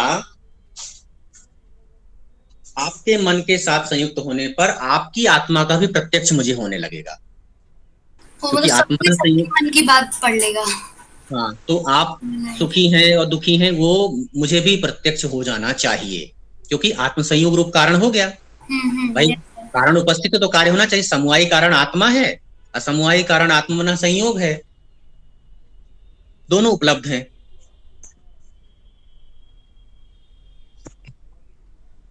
जी सर। तो दूसरे के की आत्मा का भी प्रत्यक्ष होने लगा, या दूसरे की आत्मा में रहने वाले जो सुख दुखादि धर्म हैं उनका भी प्रत्यक्ष होने लगेगा।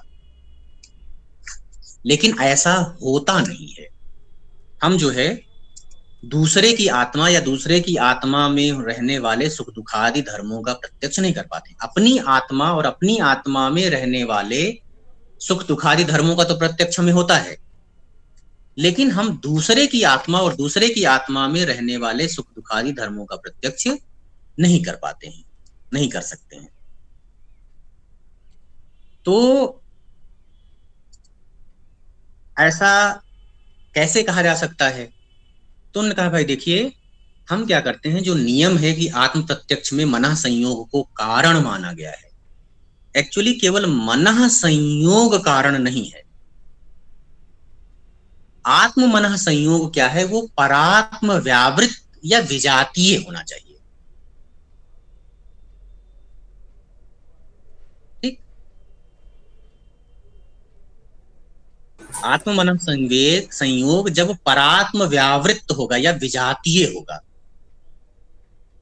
ठीक है। तो जब हम अपनी आत्मा से मनः संयोग करते हैं तो ये क्या है? परात्म व्यावृत मनः संयोग है ना, या विजातीय मनः संयोग है ना।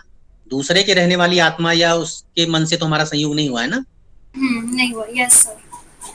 तो इसलिए जहां परात्म व्यावृत या विजातीय मनः संयोग होगा वहां आत्म प्रत्यक्ष होगा।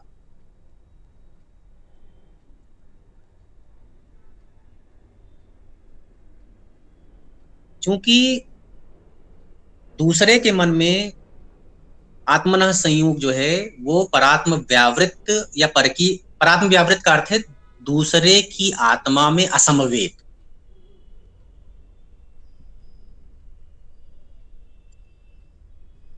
जैसे मेरी आत्मा के साथ आपका मन, मेरी आत्मा और आपका मन, ठीक है, इनका जो संयोग है ये क्या है? परात्म व्यावृत नहीं है ना। हाँ, ये नहीं है। इसलिए मेरी आत्मा के द्वारा आपके मन का, आपकी आत्मा या उसके मन का प्रत्यक्ष नहीं होता। करेक्ट। उसी तरह से ईश्वर भी है। अब ईश्वर भी विभु है, इसलिए उसके साथ जो मनः संयोग है वो भी परात्म व्यावृत या विजातीय नहीं होगा, इसलिए ईश्वर का मानस प्रत्यक्ष भी नहीं हो पाएगा।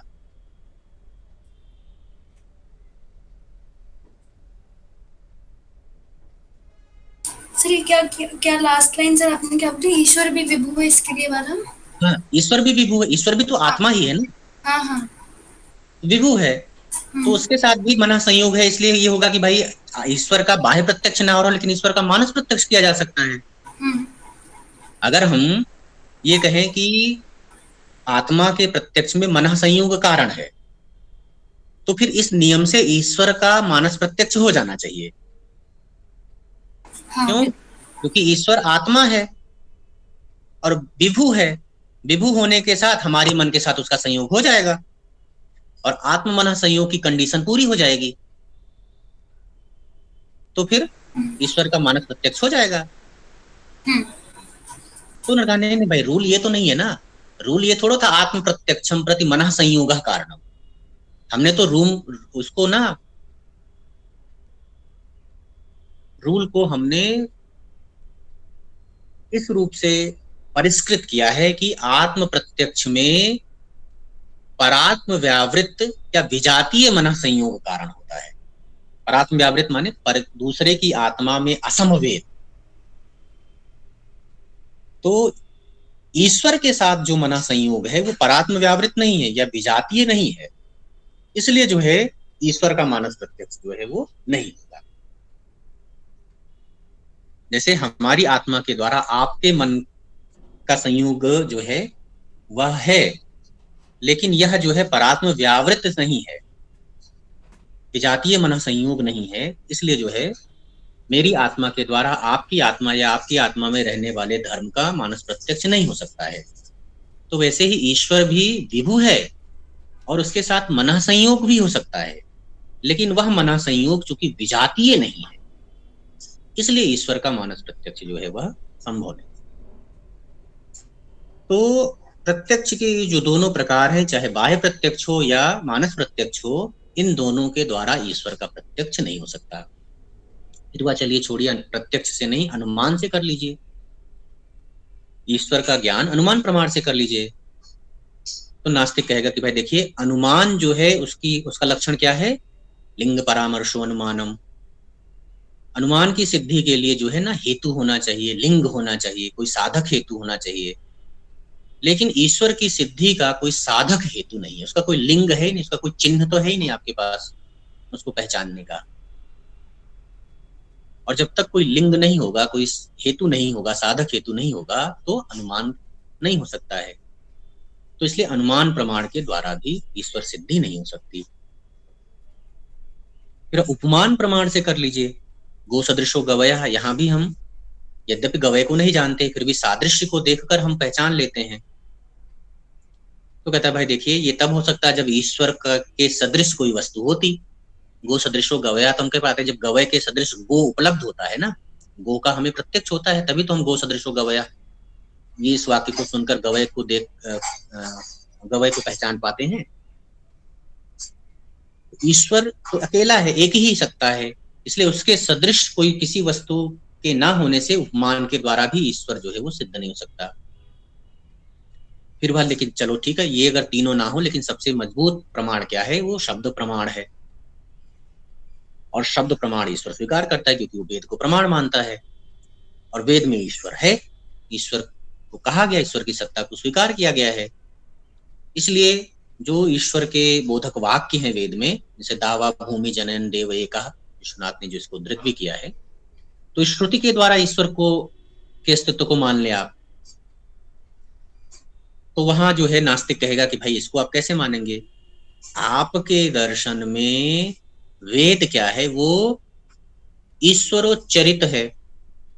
ठीक है, परंपरा में जो है ना दार्शनिकों में वेद पौरुषेय है या अपौरुषेय, इसको लेकर डिबेट है।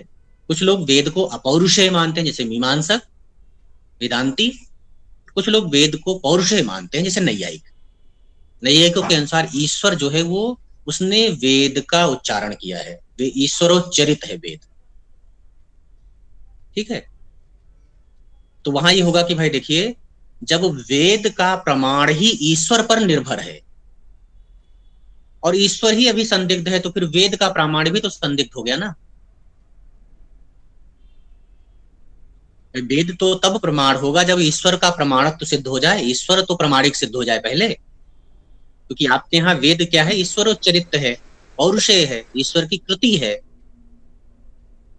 तो संदिग्ध प्रमाणिक श्रुति के द्वारा ईश्वर की सिद्धि नहीं हो सकती है। तो इस तरह से जो है, जो न्याय परंपरा में स्वीकृत 4 प्रमाण हैं, उन चारों प्रमाणों में से किसी भी प्रमाण के द्वारा ईश्वर सिद्ध नहीं होता है। ऐसे पूर्व पक्ष के उपस्थित होने पर, इससे पहले भी न्याय परंपरा में ईश्वर सिद्धि की जा चुकी है, उसी का अनुसरण करते हुए आचार्य विश्वनाथ भी अनुमान प्रमाण के द्वारा ईश्वर को सिद्ध करते हैं।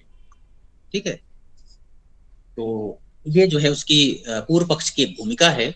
विश्वनाथ की का सिद्धि का जो आकार है वो, और उससे पहले न्याय की परंपरा में ईश्वर सिद्धि किस प्रकार की जा चुकी है वो बताते हुए फिर हम जो है ना ईश्वर सिद्धि की चर्चा अगली कक्षा में करेंगे। Yes sir. तो ठीक है, बुधवार को फिर जो है अगली कक्षा में। जी सर, थैंक यू। नमस्ते। Thank you sir. हाँ,